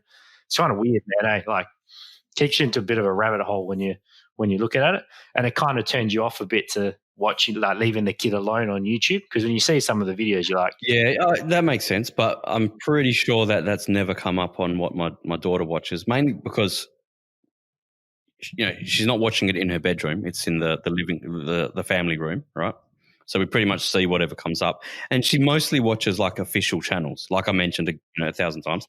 Blippy proper channel, and Wiggles, things like that. So I don't think that anything's getting through, and I can go through the history, and I'm pretty sure I haven't seen anything dodgy. But yeah, that's interesting. Yeah, if you just watch a couple of little YouTube videos on it, you're like, yeah, that's a bit fucked up. Like some of the stuff that happens on there, you're like, all right, there, I never really thought about that, but yeah, it's a bit strange. It's so easy these days because parents don't monitor what their kids are doing, or let them go on, on the devices in their bedroom. That's one thing that's never going to happen in my house. Like my kid's never going to have a TV or a computer in their bedroom, right? Because I want to be following and monitoring what they're up to. The whole thing about it was it's like it looks like it's an innocent thing, but actually when you watch it on video, it's actually not. It's like, all right, that's really strange and really weird. But yeah, if you ever get the chance, follow that one. So hang on, is it like it's a kid's show or cartoon, and then in the middle of it they cut to something else that's, not appropriate for them, or is it more subliminal? But definitely a lot of subliminal stuff, or they change so they'll venture into like doing a normal video and then it almost turns like scary on purpose. Like it's a bit of like, it's a weird shit going on. If you ever get the chance, watch it and you'll come back to me like, yeah, that's just that. People do little documentaries on it and explain what's happening. And there's thousands of them on there you can see, and they say, well, you stay away from this and stuff like that. But is YouTube actually trying to get this content off? Well, that's the thing. It's unless somebody reports it and they're targeted at children, and children don't report the stuff. So that's why and that's why it always started. They were using this to push agendas, basically. But that's one of those ones. So what type of agendas are we talking about? Well, they're trying to groom children. A lot of it was for grooming children. Pedophilia stuff. Yeah, so that sort of shit. Yeah. So it's my skin crawl. Yeah, that's why I'm like, when you see that, you're like, oh, yeah. And then they show you examples that were on YouTube, and you're like, yeah, that's a bit fucked up. But stuff like that. But yeah, I don't know if we have enough time to talk about our conspiracy theories. So we got plenty of time. I don't know. Me and Matt will get a bit heated there sometimes. Yeah, no. Because it all generally stems from, and you talked about this, I don't think it was last week or the week before, where you're talking about Tower 7. The Tower 7. Okay. What did we get wrong? Did we get something wrong? Not you get wrong, okay? And, this is the thing about conspiracy theories, right? Okay, so Metal keeps going on about, well, they do it and to blow up Tower 7. They wanted to get rid of Tower 7 or something in Tower 7. Is that the common held theory? No. My question is, why did Tower 7? I don't know. That's all I ask. I don't know. I don't have a conclusion. It seems weird to me that that thing fell so fast. That's all. The common thing is, but there was some files in the Building 7 or whatever. They blowing it up, stuff, whatever. So they blew it up. Okay, something along those lines, right? So yeah. Now, and then there's some other ones where they blew up the towers to actually blow up Tower 7. You know that one there? Have you heard that one as well? Where they blew up the big twin towers because they really wanted. The whole point of 9/11 was to get rid of Building 7. That's a theory as well. And I'm like, seriously, that's just ridiculous. But anyway, yes. Have you heard that one? No. And it stems me back to, well, if you just wanted to blow up Tower 7, just blow up Tower 7. Just fly a plane into that one. That's what I'm saying. I don't understand this. Like, why bother building the other two? You could have done that, and then the same theory would have existed. I don't get it. I don't understand. Then there's the Larry Silverstein connection. I can't remember exactly what it was. Oh, that's right. The buildings were full of asbestos or something, and like asbestos cladding or something, and they needed to rectify that. It was going to cost billions of dollars. So better to drop them and get the insurance money, something like that. Yeah. But the biggest problem with the Twin Towers was the large amount of asbestos they contained. Built in a time when the use of asbestos was still allowed in civil construction, at least 400 tons of this extremely dangerous material had been used to fireproof the steel structure of the buildings and to insulate hundreds of miles of pipings for water, heating, and air conditioning. Asbestos was also present in the ceiling panels, the elevator shafts, and the vinyl tiles from office floors. From a property condition assessment of the Twin Towers dated December 2000, we read, according to Port Authority records, a total of 7 million square feet of vinyl asbestos floor tiles were installed in the World Trade Center. By the time asbestos was banned from civil construction, the Twin Towers were nearing their completion. Initially, the asbestos was encapsulated wherever possible to prevent the particles from being inhaled. But in the 1990s, the regulations grew tighter, and every time a simple renovation was needed, the complete removal and replacement of the asbestos was also required. At the same time, because of the health risk it posed, the cost of asbestos removal and abatement had been skyrocketing. Safety procedures required the areas to be treated to be vacated in advance, hermetically sealed, and kept under negative pressure at all times to prevent particles from escaping outside. Only specialized workers could access the area, wearing airtight suits and respirators. A full decontamination process was required every time they left the area. In the mid-90s, the Port Authority put out different bids for the removal and replacement of the asbestos in a case-by-case scenario. For example, this is a 1995 contract for the installation of 2 low-voltage substations in Towers 1 and 2. One section in the contract listed the replacement of asbestos at floors 41, 42, 75, and 76 in Tower 1 and floors 75 and 76 in Tower 2. Total cost for the asbestos removal and replacement, $868,000. Tower 2, 40th floor. Contract for asbestos removal and abatement. Total cost, $650,000. Towers 1 and 2, removal of asbestos and new ceilings at floors 7, 41, and 75. Total cost, $882,000. It soon became clear that the Twin Towers were quickly turning from a prestigious asset into a serious liability. That's the thing about conspiracy theories. I'm like, he's dodgy, but come on, that Larry Silverstein. You've seen the interview where he says that that one morning out of the only morning he went to get a skin cancer check or something. Normally has a meeting every morning in the Windows of the World restaurant at 8 a.m. or something, or whatever it was, every morning. But that one morning, his wife insisted, and just the way he talks, he's dodgy as all fuck. There's no two ways about it that he's a lying prick. Where were you on September 11th? I was home. And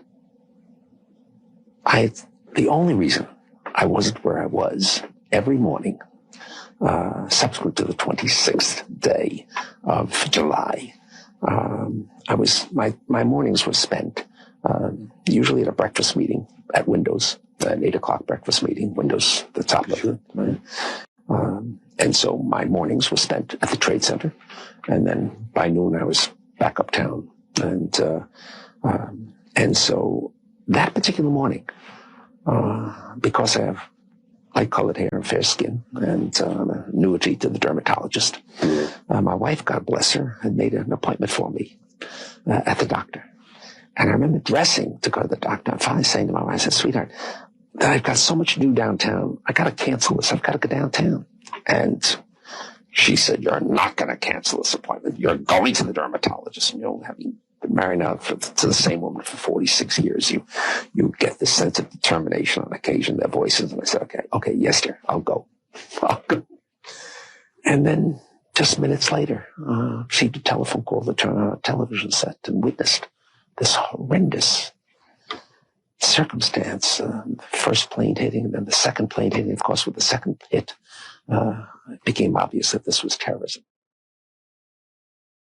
but there's a lot of them that have lied about, they were meant to be, like Mark Wahlberg, I was meant to be on that flight if I was on that flight. What I'm saying is you can tell when by people's body language and their manner of speech when someone's a dodgy, slimy character. Mm. Don't you think? He's dodgy. Yeah, he's dodgy, that one. He's dodgy as they come. Mm. So, I don't know. That just makes me think maybe there's something behind some insurance stuff. You never know. At least, I'm not saying I'm landing on it. I'm just saying my mind's open to that. This is what kills me. Why would they then blow that? They would have got the insurance anyway. Surely that building would have been fucked after the other two buildings fell down. The building 7. No, but he wanted the insurance on because he owned the whole lot, didn't he? He owned all of them, yeah. He wanted the insurance of the Twin Towers. Yeah, and the Tower 7. And I don't know. Surely, if you're going to, this is what I'm trying to understand. If you're going to go to that effort to blow a building down, I'm pretty sure you could pay an engineer, like some dude, to say that building's is now defective. You have to knock it down because of the other two. You wouldn't have to just go blow it up. That makes no sense. That's so much more effort than what you'd have to do.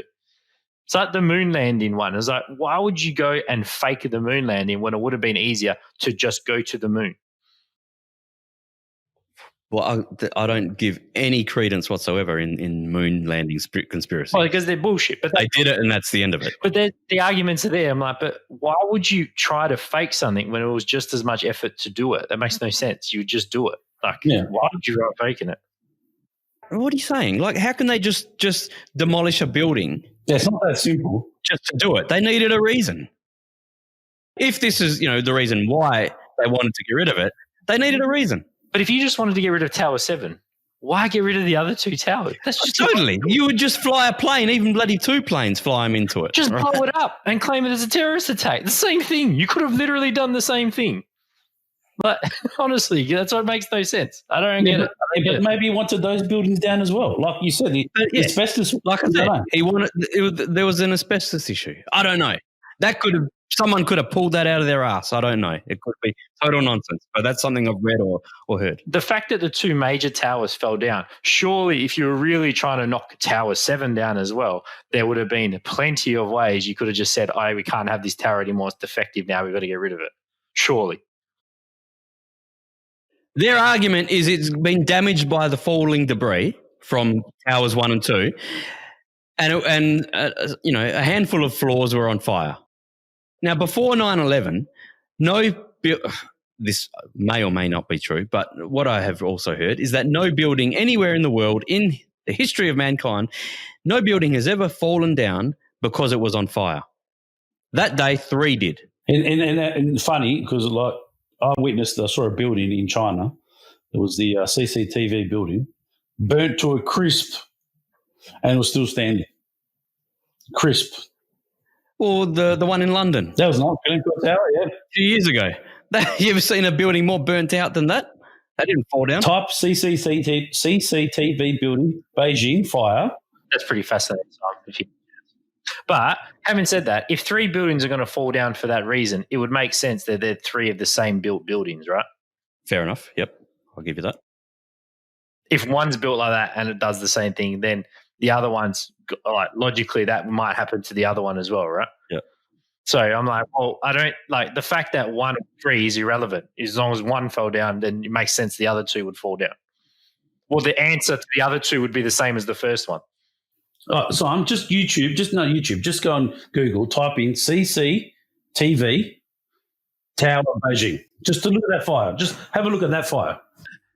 But to preface this to anyone who's listening, right? What year was that building built? That one there? CCTV. 2005, 2006. Okay. What year was the World Trade Center built? 1972. There's a little bit difference happening in 40 years. A little bit. Admit there's a little bit of building difference, right? Like I said, I am not too much nut job to land on a conclusion. All right, I don't know, but there's nothing that anyone can tell me that will make me stop thinking that 9/11 is not fully the way the official story is. Okay, there's dodgy shit behind 9/11, and you don't need to be a conspiracy nut job to see what's obvious. Where's the plane? Hey, what do you mean? Where's the plane? The plane hit the building. No, the one, the Pentagon. Where's the leftover of that one? I'll get to that in a sec. But anyway, where's the one in Pennsylvania? Where's that plane? Yeah, I'll get to that as well in a sec. But the main thing, generally the obvious answer is probably the case. Like, if you want to go a conspiracy theory, like, this is what I don't get. The conspiracy theory about 9/11, if you want to call it that, right? What purpose would blowing 2 buildings, 3 buildings be to the Americans? What purpose would it be? If you want to go to a conspiracy theory, I don't know. Like I said, I don't have a conclusion, a reason. I don't know. The only benefit you'd get is if you want to use that as an excuse to go to war, maybe, if you wanted to do that, right? That could be part of it. That could be part of it, right? But I could do a lot of things to give you an excuse to go to war. You didn't have to blow down 2 buildings. Oh, they tried to blow one up and they didn't go to war over that, did they? Back in 93, sorry. Are you talking about bomber? One of the towers. Yeah, tried to blow it up. In the basement. There was a That was an American dude. No, it wasn't. You're talking about the what was that, the Oklahoma That's one? Oklahoma. The 1993, the basement bombing of the World Trade Center was done by terrorists with the same ones to do supposedly the tower. If you want to go to a real conspiracy theory, the Oklahoma one's actually probably a legit one, because I think we've mentioned that before. There's a documentary about it, which I still have never watched. Because he was a CIA sort of test. They reckon that McVeigh, they set him up as a patsy. Yeah, they cooked him. Again, I don't know enough about it to go there. So the one about the what was it? What was that term for the government that they were in metal? Was that MK Ultra or whatever it was? MK Ultra. Yeah. That's the mind programming stuff. Yeah, then they fried him a bit and they made him more paranoid, and that's why he went and did. That's one of them. But so he did do it, but they programmed him to go. No, they programmed to do it. It's just they kind of made him a bit psycho. Well, the Unabomber was one, wasn't he? Yeah, the Unabomber. That's what we're talking about. Not the McVeigh, the one that did the school shooting. God, we're all over the place here. What's the Unabomber story? Wasn't he trying to blow up a plane? Is that one? Wasn't that the Oklahoma? No, different. That's a different guy again. Timothy McVeigh was one. Yeah, that's the school. That's Columbine. No, it's not. No. McVeigh is Oklahoma building. Timothy McVeigh's Oklahoma. Then you have. That's a completely different one to Unabomber, whatever that is. He was sending packages to people to blow them up. Remember? Oh, they caught him. They caught him. Yeah. Yeah, he's an American dude. He was a cook guy. So is he still alive and still in jail? Oh, no. But he was a CIA guy, I think, the Unabomber.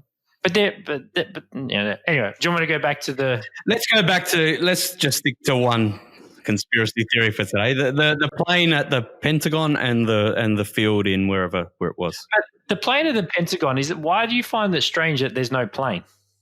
I don't understand that. Why is that strange? Man, they found the wreckage. They found pieces of MH370 that landed in the middle of the fucking ocean. I get that. No, but what I'm saying is it's the Pentagon.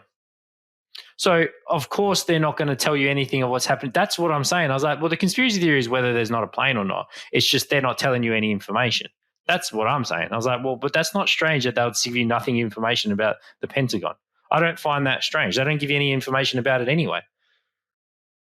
So what are the I suppose the conspiracy reasoning about the Pentagon is that a big kind of rectangle or whatever was pretty much taken out, but where the wings would have hit, there's no damage or something like that. That's, I don't know. But it's not strange that they're not releasing information from the Pentagon. That's the thing about that one. That does not surprise me that they don't give people the information of what happened there.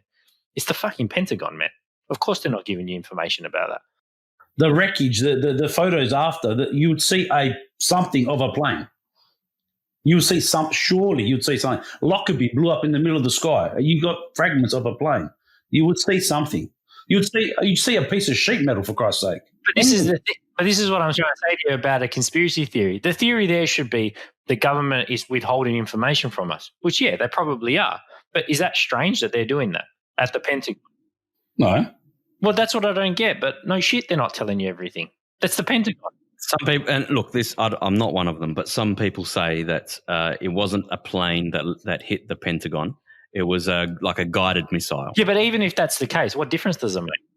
If it was a guided missile rather than an airliner, then the military did it to themselves for whatever particular reason. And then there's something about Donald Rumsfeld had said there was billions of dollars or trillions of dollars missing because I don't know. I can't talk definitively on this because I don't have the patience to study it. This brings me back to my original thing about conspiracy theories. You have to have a point.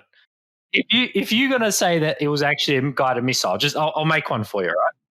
I just like talking about it. It's interesting. Yeah, I know, but this is why I'm saying when people bring up a story like this, right, and they say it was I'm just saying hypothetically it was a guided missile, right? So if the original intent was to try and get America to go to war, they could have done that with just a guided missile to the Pentagon. That would have been in itself enough. Yeah. So I'm like, well, I don't understand. Like, you got to have the point at the end to get there, and I don't get that what's happening. But my argument, my theory is this: how on earth is any mere mortal supposed to know what the point is? How are we going to know? That's not what I'm saying to you, Metal. What I'm saying to you is a conspiracy theory. If somebody's going to generate a conspiracy theory, right? If somebody's going to go on there and generate one, it has to have a point.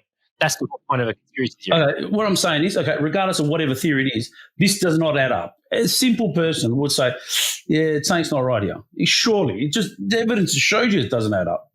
There's something there that does not add up. Okay, yeah, but you're blurring the distinction between a conspiracy theory and them not giving you information. They're not the same thing. Like a conspiracy theory, the whole purpose is that what is the given theory, right, that people accept as as fact, right? We'll say as fact, right, is completely not the case. It's been fabricated to give you a different opinion. That's not necessarily what's happening here. I agree, there's no plane, but the fact that they possibly just took all the wreckage on purpose, like that's not surprising for the Pentagon to me. That's not. Yeah, but okay, they take the wreckage. Hang on. You can't take the wreckage in 24 minutes. Who said it was 24 minutes, but this is what I'm saying to you. Who said it's 24 minutes? It's more like 24 seconds. 24 seconds after that, I suppose, a plane hit the Pentagon, there were cameras on it. If you want to take a conspiracy theory from 9/11, right, this is the one that you would take, okay? All right, let's hear it. Pennsylvania now. We'll go to Pennsylvania, all right? That was first reported. So if you go look at it, it was first reported as the US shot down a passenger plane. It was reported? Yes. By actual news outlets? Yes. All right. Now, that is possibly what happened because that makes sense. But then the government kind of said to them, look, don't say that to people. Just say that they pushed it down and they were heroes and blah, blah, blah. That makes sense, right? Where was it heading to? New York or Washington? Washington. So it was potentially going to the White House. The White House, apparently. So, but that's apparently how it was first reported, right? That would make sense. That would make sense. But that's again not strange. Like, so they had to sacrifice civilians. Yeah, that's right. And in a way, to take out the terrorists. And I don't think anyone would say, well, we kind of. I think there's you got obviously you get backlash, but I don't know if the backlash would be as big as look, we didn't know where they were going to blow it up. Could have killed another 3,000 people instead of knocking the plane down, right? So you don't know that. I would totally see why they would never release that information because that's kind of like a taboo thing in a way.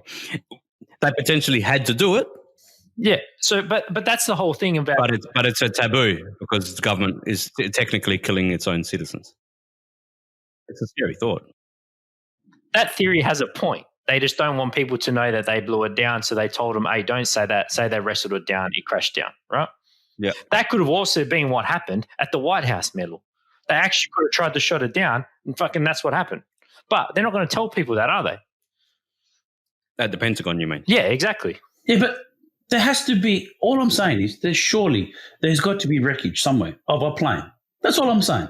Because the photos of the bomb that happened and the building's still on fire. I don't see a wing or an engine or a tail or a rotor or a wheel.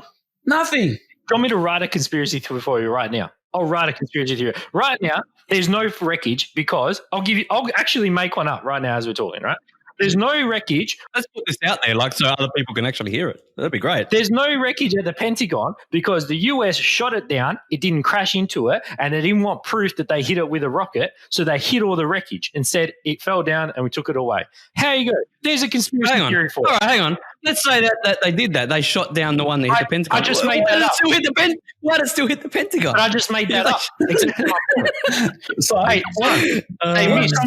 what I'm trying to say is, okay, if that is the case, where is the wreckage? Why aren't we drinking? We should be drinking beers here, I reckon. But Metal, I just said to you they took it away so people couldn't put it back together to say, oh, you blew it up. So in the year 2001, when there was access to cameras and phones and stuff like that, nowhere near the same access as today. Yeah, but there was still access because there's and at the Pentagon, might I add, which you're not allowed to film. Which is still access, right?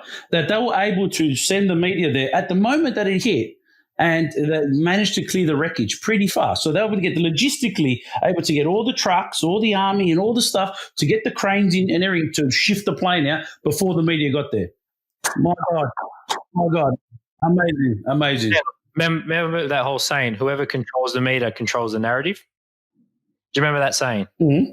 All right. So is it so implausible, right, that they would say to the media outlets, mate, don't show that. Otherwise, yeah, you're not going to be showing anything else. The one that hit the field, they also say that there's no plane wreckage there. No, isn't there footage of that one? And some people say that hole in the ground was already there too. I don't know. I'm not saying I even agree with that. It sounds a bit far-fetched, but I don't know. And then if we go back to Building 7, how about the BBC report before it fell saying that it was already that it had already fallen? Did you see that? What was that one? Say that again. Sorry. There's a BBC report that day, standing in front of Building 7, like it's in the background a distance away, but you can see that Building 7. It's still standing. And the reporter is saying, presenter crossed to her and said, reports have come in that, another building, the Solomon building, whatever, which is Building 7, has recently fallen to the ground as well. It hadn't fallen yet. It fell like an hour later or something. How did they know that it was going to fall? Very strange one. Yeah, but I'll bring back to the thing I've said the whole time. Yeah, what's the kind of the point of that conspiracy theory? But I don't understand what the difference of whether they blew up Tower 7 or it fell down itself. What purpose does that prove? I don't understand. What are we getting at with Tower 7? How do you know their insurance policy didn't have something specifically covered? But this is what I'm saying. I don't care. We don't know the reason why they might have done it. But a conspiracy theory is not a theory unless it has the point. Like, that's the whole point of a conspiracy theory. Like, it has to have a point to change the narrative. And if it doesn't, then it's just... Okay, so it's not a conspiracy theory, it's conspiracy questions, let's call it, right? Okay, thank you. But it's just an unanswered question then. It's not a theory, conspiracy All theory. right, then it's fine. All right, whatever definition or name or title you give it, that's fine, all right? We don't have a conspiracy theory that comes to a conclusion. And I keep saying that. I don't have any conclusions. This is what I always bring up with Melo. I was like, but if it doesn't have a theory point to it, like, what difference does it make whether it fell down or you blew it up? Like, if it doesn't change anything, whether that sort of fact doesn't change anything anyway. It doesn't change whether they would have gone to war. Does it change? It doesn't change anything to do that. So I was like, whether it blew down or it didn't, what difference does it make? I'll give you another one, right? You know the wreckage of the plane that supposedly no one can find because there's no wreckage, right? Where are we talking about here? Any of Pennsylvania or whatever, whichever one you want to talk about. The one there's no wreckage. Where's the wreckage, right? Now you think about it, right? In 1979, Skylab, which was a space station in fucking outer space, crashed in Western Australia and they're able to find the wreckage. So you're telling me that you're not able to find the wreckage of a plane in the middle of Pennsylvania, nothing, right? But you were able to find Skylab.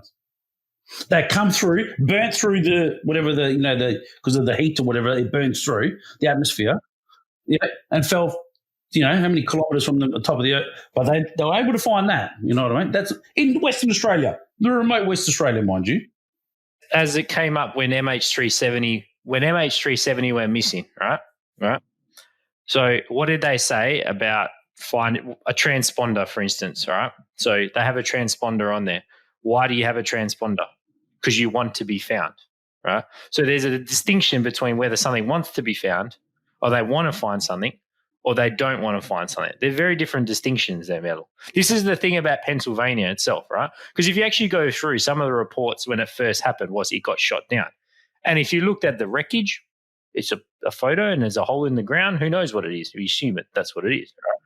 But the theory of that is that they shot it down because they didn't want it to crash wherever it was crashing, but they didn't want them to show that they had shot it down.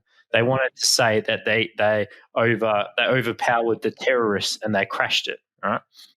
I understand that's the theory. Same result, less blowback. Yes, exactly. There is a purpose to that, okay? And that's what I'm saying. Like, without a purpose to the theory, it doesn't change anything. It's pointless. It's just discussing which way, really, whether it crashed or whether it. See, now, whether it crashed or whether it shot down is a big distinction to the way the story is reported. The other one of whether Building 7 fell down or whether it was blew down doesn't change anything else that happened on that day. It actually doesn't change the narrative of what happened about terrorists blowing up the Twin Towers. That doesn't change. It still exists. The point of, people saying that Building 7 fell at free fall speed. So for a building that size to fall at free fall speed, it had to have been a controlled demolition, right? Because why isn't it just, one floor falls on top of another floor, stop, like that? But it just all crumbled all at once, free fall speed. So people track back and go, all right, So if all this really happened in the way they say it did, that could not have fallen at free fall speed. Therefore, it had to have been set up previously. Why was it set up previously? In other words, set up to blow previously. Why? What are they trying to hide? Blah, blah, blah, right? But did the other towers not fall, though? The other towers fell at pretty much free fall speed as well. But I'm saying, like, I would find it strange if one fell at free fall speed. It like, that's the thing. If they all fell like that, which they kind of all did fall the same way, right? Isn't that just sort of more of a reflection on how they built it? Because they all fell the same. Can I just got a question to say something to that? If you go back to the 1993 bombing of the basement, right? Those towers have 4 structure points, right? Now, when that bomb went off, and I can't remember how many people died, it blew out 2 of those structures, right? And the building was still able to stand with the core being blown up. So if anything, it should have toppled over then. Okay, I'm going to go back to what the first sentence I said to Metal. I don't mind you having a theory, Metal. I actually don't. That's fine. What's the point? What are you trying to prove with this theory, though? Was it not the terrorists who blew it up? Is that what you're trying to say? Oh, my God. No, but that's what I'm trying to get at. What are we trying to prove? Okay, the theory. So let's go back to conspiracy questions, because this is what I'm trying to work out, because I haven't based my theory yet, because there's too many options for theories. Pick one. I don't care. Pick one. At least pick one. They wanted to implement the Patriot Act, which was already written. The CCTV building. Just please have a look at that one. Just please have a look at that building. Yeah, I've seen the CCTV building. I've been there in real life with you, and we've seen it. Have a look. I was there just after the burn. CCTV tower where? Beijing. Just do CCTV fire, Beijing. Just have a look at it. Go to Google it. CCTV tower fire, Beijing. This is great. This is great podcasting, I must say. Like, you know, we'll just make an episode watching YouTube clips. It's basically the podcast version of Gogglebox. Go to images. Do you go to images? All right, I'm looking at the images. Yes, it's on fire from top to bottom. Still bottom standing, to top. mind you. Able to be rebuilt, mind you. It got rebuilt.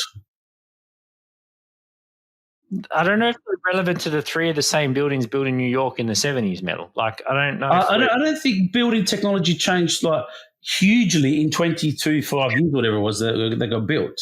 You don't reckon?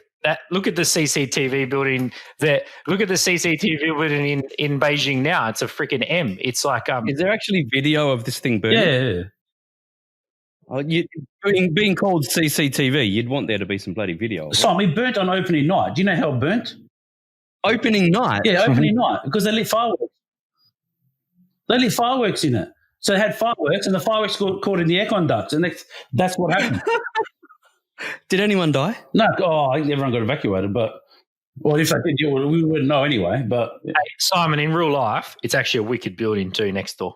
It's like this giant M. It's like massive cantilever, and it's like this. It's wicked in real life. It's awesome. This is the other building. It's 2 parts or something. One of them's completely burnt. Anyway, but that's like, I don't mind you having thinking that's the case, Mel. That's fine. But there has to be a point to, like, there's got to be a reason to it. I don't understand it. Why? I think it's fair to say that we have questions, we don't have a theory. Yeah. And leave it there. And let's leave it at time. The thing is, we'll never have a theory because we're not privy to any information. How the hell do we know? To have a theory, you're just pulling that out of your ass. You don't know. But I think it's very legitimate to have questions such as, how the hell did that building fall at free fall speed instead of like toppling 1 floor at a time, blah, blah, blah. I think that's fair to ask. There's YouTube videos showing the fire of how it spreads and why that would occur as well. So you can go the other way and show that. But if that's the case and you want to say, yeah, that's fine, they demoed it down, right? Like, if you're going to bring up a theory, it has to have a point. It's not a theory, remember? It's just a question. It's not really. That's all. Much like, so everyone has one. You know, there's a conspiracy theory that you might think that's probably true. My one's the Disney Frozen one. Have you heard the Disney Frozen one? No, let's go into that. No, it's just Disney made the movie Frozen so that when you Google Disney Frozen, you don't find out that Walt Disney was frozen when he died. They cryogenically froze him. Oh, so he's coming back. Or that's what he was wanted to do because apparently he was a weirdo. But anyway, Do you actually believe that one? No, but at least like they made the movie Frozen, right? And they specifically called it Frozen. So when you Google Walt Disney Frozen, the actual movie shows up and not the bad PR about him being cryogenically frozen. Is he actually cryogenically frozen? Yeah. Where is he stored? Wherever it is. I don't know. Where's he from? Probably in the middle of his theme park. Is this actually like common knowledge? Well, that's what I'm saying. Like a conspiracy theory there is that's why they've done something like that. It has a point to it, right? Oh, hang on. Wait. I'm a bit confused. Is the conspiracy theory that he was frozen or that they created the thing so that no information comes up about him being frozen? Him being frozen has always, like cryogenically frozen, has always been something that was talked about since he died. So like Elvis is still alive type of thing? Yeah, so that's always the thing. Because there's heaps of it. Rumor is that they froze him so when they could reanimate him, that when later down the track he could come back alive or something. Basically, the whole premise of Futurama, the TV show. I think that's got to be the most far-fetched thing I've ever heard. More far-fetched than the moon landing. But that's not the conspiracy theory. The conspiracy theory was they made the movie Frozen so that when you Google that, it doesn't show as that because they didn't like that PR, right? Which is not that far-fetched that you just call the name Frozen, right? That's the thing. So that has a point. Yeah, but this is my thing is we will never know the point. The idea that because they've done it specifically, so you don't know. That's the whole idea. I know, but that's the premise of a conspiracy theory is that you can't prove it. It is just a conspiracy. That's the whole point of it. That's the point. It's a conspiracy. People might listen to this and go, at least 2 out of 3 of us are absolute nut jobs or whatever.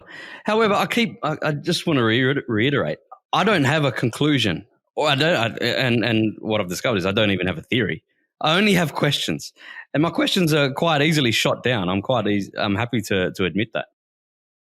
But I just wonder about people who have theories, right? Whether it's 9/11 stuff or moon landing or any kind of conspiracy theory, and they are so married to it. You know what I mean? And you can't bend them. You can't make them see any other reason or any other people's perspective.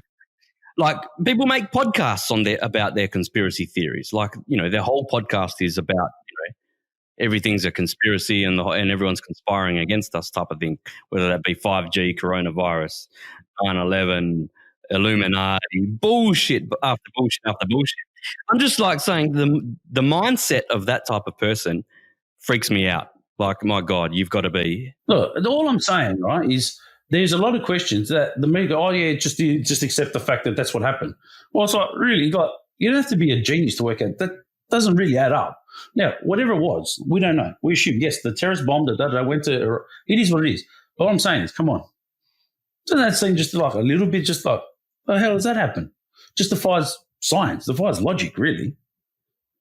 Or maybe it is what it isn't. Yeah? It's just like, surely, like, they tried to bomb it before. They blew at the bottom of the building and it's still standing. And then I don't know.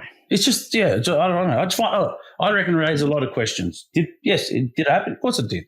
You know what I mean? Yeah. I'm not denying that. Did we go to war? Of course we did. You know what I mean? Did we do the right thing? Well, yes, in hindsight, yes, we did. But there's still a lot of questions you've got to ask yourself about it. And just like, because it's like when you ask a question, you get an answer. That doesn't really answer my question. You know what I mean?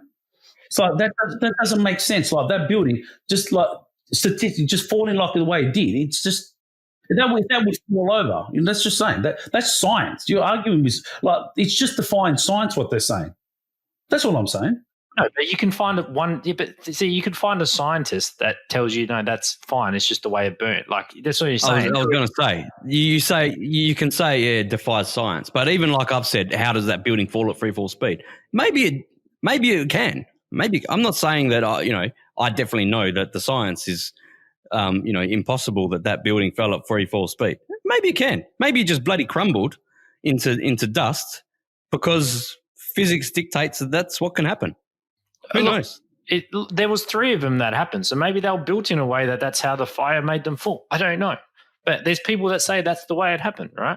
But as I said, the whole point that we're going through when we're going through the theory part of it was that even if that changes, whether you think they were blown up or whether you think they fell down or whether you think the plane blew them, whether you think that's the case, does it change the end outcome? No, not saying it does. Then that's not a conspiracy theory then. To me, it has to actually change the common held belief of why it occurred. If it doesn't do that, it's not a conspiracy theory then. That's right. It's just questions. I have questions. I have a lot of questions. That's all. I have questions. It's like at the end of the day, I have questions. But I get that. But your question has to fundamentally change the common held belief. That's the thing. If it doesn't change the common held belief, then you're just arguing which was, I suppose, like a small fact of it rather than the actual purpose. And I think that conspiracy theory targets the purpose, not the fact of it. I think that people are more nutty if they land on the purpose. The questions, I think, are fair enough, right? I think it's because if something just doesn't compute in your mind logically or rationally, it's fair enough to have questions, no matter about what that might be about. But where you get nutty is when you say it's because of this purpose. Like, who the fuck is anybody to know? But that's what specifically makes a conspiracy theory. I know. So it. that's fantastic. That means you can't call me a conspiracy theorist because I haven't got a theory. Yeah. So that's good. That makes me feel good. I also feel fine with the fact that there are questions in my mind. Yeah. Also, because I'm just not the type of person that you can just tell something to and they're just going to agree with something, whether that's, you just tell me something or you see it in the media or whatever. I think it's an analytical person is always going to have some kind of questions. Try to break something down. Have you actually watched the first Jack Reacher film? You ever watched that film with Tom Cruise? No. Yeah, great movie.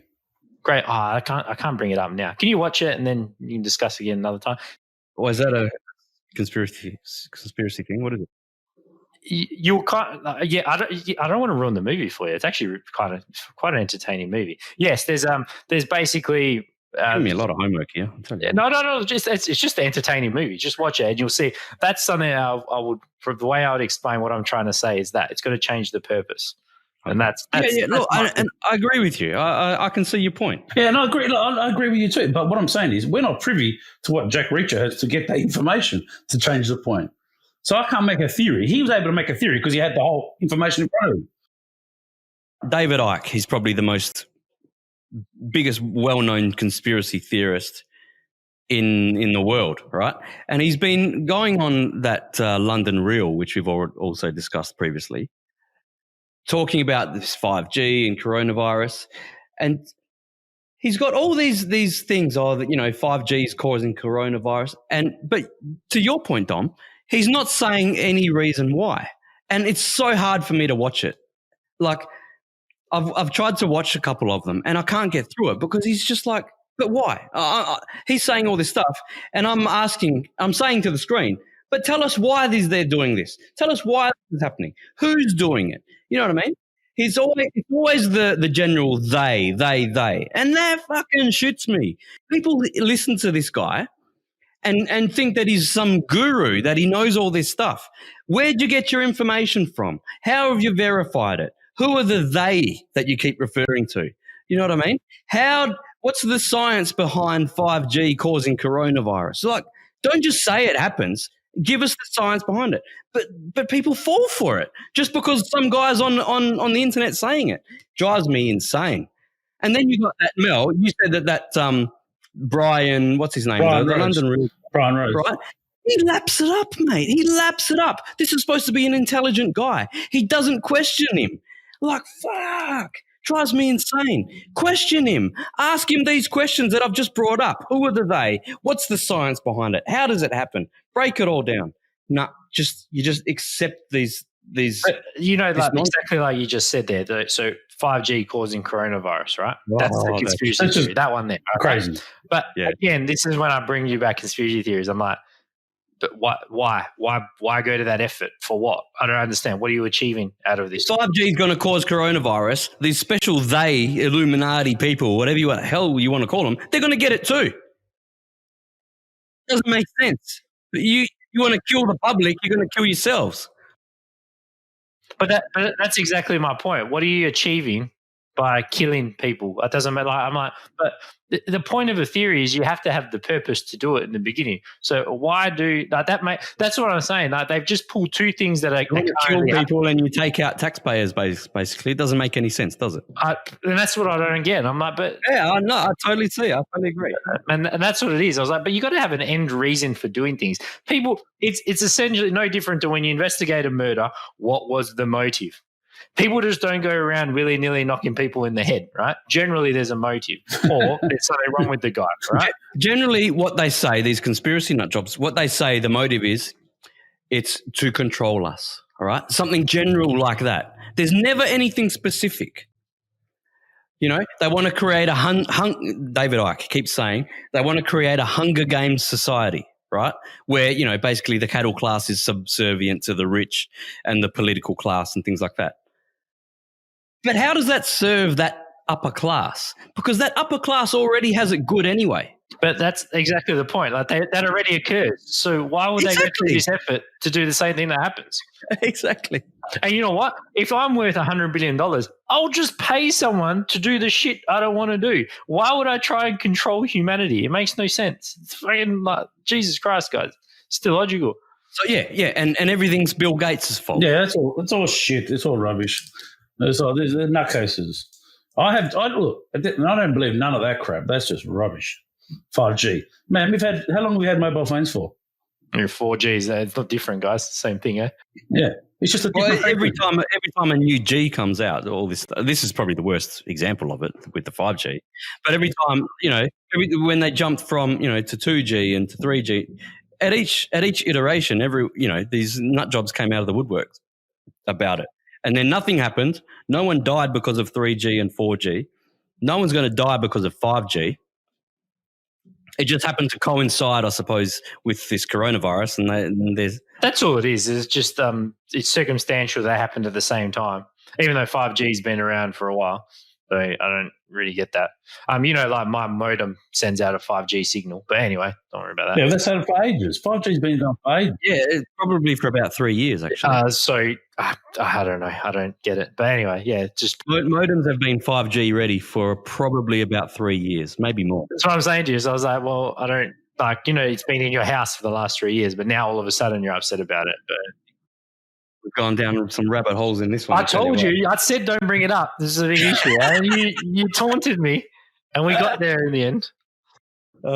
Just as long as I'm clear that I don't want to be branded with, you know, conspiracy nut job like same. People that land on conclusions, I think, are far different than people that just have questions. You dangled the old fishing line in front of me. You went fishing and you got me. You caught me. Right? But look, really, out of all the conspiracies, they're all rubbish. Really, I only have the questions. You know, that's all I have. Just questions. We did not even discuss JFK. Okay, that's a good point to end on, I think. But I think JFK is one of those ones that everyone agrees there's something like everyone agrees there is something more to it, right? And it's again that changing the purpose is if you knew what the purpose was, you could probably figure out the actual conspiracy. But some people say that the purpose was that he was going after the mafia. So the mafia, and that's the thing. Mafia is one of them. Conservatives are another. Blah blah blah. You know, Cuba was another one. Cuba was another one. The communists. Blah blah blah. So it could be tied in with the Operation Northwood. Do you know that? How the Joint Chiefs of Staff wanted to set up a mission to blow up an airliner and blame it on Cuba, I think it was. And they took this plan to JFK and he vetoed it. He said, "No, we're not doing that." Okay, and then to get back at JFK for not going along with that is also part of why but they also JFK also vetoed them on the So the Cuban Missile Crisis, because they wanted a full-out war to blow up to Cuba. They wanted to launch nuclear. They wanted a full-on invasion of Cuba. So it was like, For what purpose? because they had the nuclear weapons there, remember? Because the Russians were storing nuclear weapons. Yeah, 100%. So the problem with that one is it's definitely before, it was kind of before our time. So it's very hard to, like, I didn't know the world circumstances at the time. Like, I think that would have changed your view. That's why I like saying over that YouTube channel, The Cold War, and it's a 7-part series. The guy talks about it. My God, he was full. Whew, mate, the world was at the brink. It's like we didn't realise how close. Like when you started at school, you're like, yeah, okay, you know. Yeah, what's that Russian guy's name that didn't launch the missiles? That was another guy. That was another. The false flag or whatever it was. There was another guy on a Russian submarine. Watching the radar, and he's like, they just launched 5 missiles at us. That was the Hunt for Red October sort of shit. No, Crimson Tide, like Crimson Tide. That's it. And so he averted nuclear war because they were going to shoot back, and he said, "Nah, I think it's fake, right? I don't think it's right." And it wasn't right. It was a thing. So they were going to shoot back, and he said no. And I was like, "Holy shit!" Yeah, because the captain wanted. Yeah, his name was Stanislav Dragovich Petrov. Yeah, didn't he get an award? The Americans gave him an award for humanitarian award or some shit like that. Yeah, so everyone was always on the brink. Well, I think at the end of the day, there's not going to be a winner. You start throwing nuclear stuff at each other. It's game over for the whole world. 1983 Soviet nuclear false alarm incident. Yeah. 19 what? 83. 83? Oh, yeah. Actually, mate, this is that. Yeah, you said Crimson Tide? I haven't seen it. Go read it, Simon. It's very interesting. Very interesting story. And he goes, the Americans wouldn't attack like that. So his reasoning was that they wouldn't do it like that. So that's why he didn't shoot back. And then he was right. It wasn't correct. It was a problem. So what was it that he saw on radar? 5 nuclear bombs. Multiple nuclear bombs. And he's like, that's not that's not their style. Like they wouldn't have done that. Okay, but it showed up on the radar. So what was it? Yeah, so it was what was it, Metal? Soviet nuclear false alarm incident. 1983. It was like when Reagan got in, wasn't it? Mr. Gorbachev, tear down this wall. And then about a year later, they did. Yeah, it was 86, I think, and that was in front of Brandenburg, and a few years later, that's knocked down. I can't actually say I was anywhere that day, so I don't know where you fellas were. I was at school when that happened. I remember that. We were at school. It was like, oh, my God, the Berlin Wall's come down. Then it was like, the teacher was like... 89. It came down... Was it 89. No. It's November 89. 1st of November or something like that. 89, 7th of November. It was 89. Yeah, it was November 89. And I remember the teacher at school, I think it was Mr. Loney, I think, or somewhere, principals, whatever, was saying, oh, you don't understand, this is like a big thing. It was like, kids, this is history. I don't remember it. It was like a big thing. It was like, holy shit, the Berlin Wall's come down. All right. How about we wrap this up? Yeah. I told you he dangled that carrot in front of me and I took it. Oh, my God. I think this is the longest episode we've done. And, by far, I think. 75% of it was conspiracy nutjob stuff. Was it? Yeah, it was my rant. You got me worked up. That's what happens. It wasn't just you. Don't worry. No, but I was like, me and Milo have certain topics we try not to touch too often because they devil into the rabbit hole and you don't get out. We'll have to do this again. All right, Domenic, thank you very much for gracing us with your presence. Thanks for having me, fellas. Might have to get you on and get rid of your brother, maybe. That could be the go. That's right. I'll just have to brush up on the rest of my conspiracy theories and then we'll come back. Conspiracy questions. Watch the Frozen one, man. You'll see. You'll see what I mean. Oh, my God. I got work to do. I can't spend my day Googling. Just watch Jack Reacher. Theories Jack Reacher, and you'll kind of see what I'm trying to point. Is that on Netflix? Because if it's not on Netflix, I can have it playing while I'm working. It's on Netflix. I watched it about 2 months ago. The other one, have you seen John Wick? I was going to ask you. That's right, because when you said Jack Reacher, the first thing that popped into my head was John Wick, but I thought they were the same thing. So what's John Wick about? Oh, I can't tell you. You have to watch it. Highly recommend. That's Keanu Reeves. Keanu Reeves. Yeah? Keanu Reeves. Isn't there like 3 or 4 movies of that There's 3. Yeah. But the first one's the best one by far. Yeah, John Wick's amazing. Such an underrated movie. I've seen that pop up on Netflix, but I haven't clicked on it. Definitely watch John Wick. You'll be like, what? This is amazing. Amazing. Oh, I love it. We could go on for days, but we should end it. Oh, we'll come back next time. We'll talk about John Wick. If I've had a chance to watch any of this, maybe we'll reconvene and break it down, have a review. No worries. All right, guys, been a pleasure. No worries. To all our listeners out there, follow us on Facebook and Instagram. Just do a search for Chronicles on the Fly, and you will surely find us. And send us a message and say, tell us what nuts we are. Adios. Ciao. See you, fellas. See ya. You know, one thing I remember with my son, who is he's quite disagreeable by temperament, which is actually a good thing as far as I'm concerned, although it brings its own challenges. And so with my daughter, when she was misbehaving, she was pretty agreeable. And, you know, if she was misbehaving, I could basically just look at her and then she'd quit, you know. But my son, it was like, that was just nothing. You're looking at me? It's like, no, that's just not going to go anywhere, man. And so then I'd like tell him to stop, and that really wasn't having much of an effect either. He'd just sort of maybe laugh or run away or whatever. I mean, he was a tough little rat. And, you know, what I would do with him is he would be doing something and I'd interfere and he'd get upset and, you know, angry. And so then I'd get him to sit on the steps. And I told him, and this is when he was about 2, I said, look, you're going to sit on the steps. That's timeout. You're going to sit on the steps until you've got control of yourself and you can come back and play the family game again. I basically said, be a civilized human being and then you're welcome again. And so he'd sit on the steps. It was so interesting to watch because he was just enraged. He'd sit there. Like, have you ever seen a 2-year-old have a temper tantrum?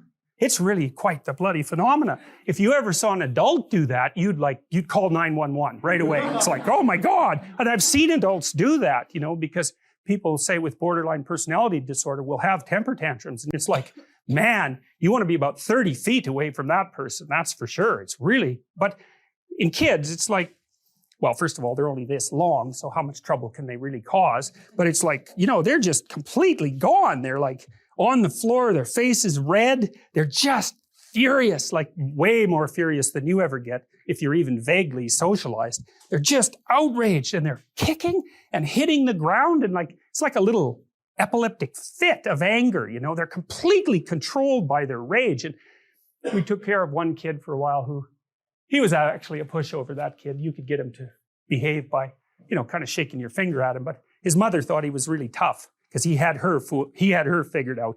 And one of the things he would do is have a temper tantrum. And during the temper tantrum, he would hold his bloody breath until he turned blue. It's like, try that. Like, you know, that's your homework. Go home and have a temper tantrum. And while you're doing it, hold your breath until you actually turn blue. It's like, you won't be able to do it. You don't have the willpower of a 2-year-old. That's for sure. That little varmint, man, he'd just have a fit. Then he'd hold his breath and then he'd turn blue. It was like, wow, that's amazing. And we would just like let him do it. And, you know, he'd turn blue and everybody would be gone and he'd come out of it, you know, and it didn't work. So he just quit doing it. I think he did it like twice and he figured out, oh, well, that's a lot of work for very little outcome. And, you know, it's not like 2-year-olds are stupid. They're not stupid. They're probably smarter than you, but they're not civilized by any stretch of the imagination. And so anyways, back to my son, I'd put him on the steps and he'd be like, just like enraged and trying to get himself together, you know? And I'd wait a few, I got a strict rule, which was as soon as you're done, you're welcome again. So it's completely under your control. You get yourself calmed down, you come and talk to me again. If you're calm enough so I like you, then you're welcome back in the family. No grudge, nothing. And so it's harder than you think. Like, people think they like their kids. It's like, don't be thinking that. They're hard to like. They're little monsters and they're very, very pushy and provocative. And so lots of parents do not like their children and they do terrible things to them their whole life. So it's no joke. And it's very common. And, you know, that was Freud's observation, fundamental observation, that a lot of psychopathology is rooted in the family. And you can be sure of that. You know, and when you hear about some mother who's done something terrible to her child, which happens reasonably frequently, you know perfectly well that she has a very terrible capacity to discipline. The child's just provoked her and provoked her and provoked her and provoked her and provoked her. And it just happens to be a day where her new boyfriend left and she's quite hungover and she got fired. And it's like, that's the wrong day to provoke her. and then she does something that is not good. And you read about it and you think, well, how could that happen? How could anyone do that? Well, that's how they do it. And kids are very provocative, just like little chimps. The adolescents will like throw little pebbles and sticks at the sleeping larger males and bug them. And that teasing, which it is, that teasing turns into full-fledged dominance challenge behavior once the adolescent males get big enough to do it. And so when you're being provoked by a child, which they provoke you all the time, they're trying to figure out, well, just where are you exactly? What happens if I do this? What happens if I do this? And how else are they going to figure it out?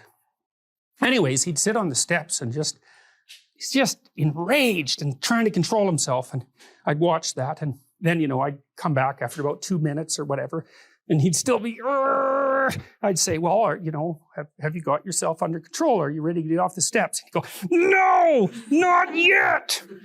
And then, he'd get himself under control, and then he'd come back and, he'd be contrite.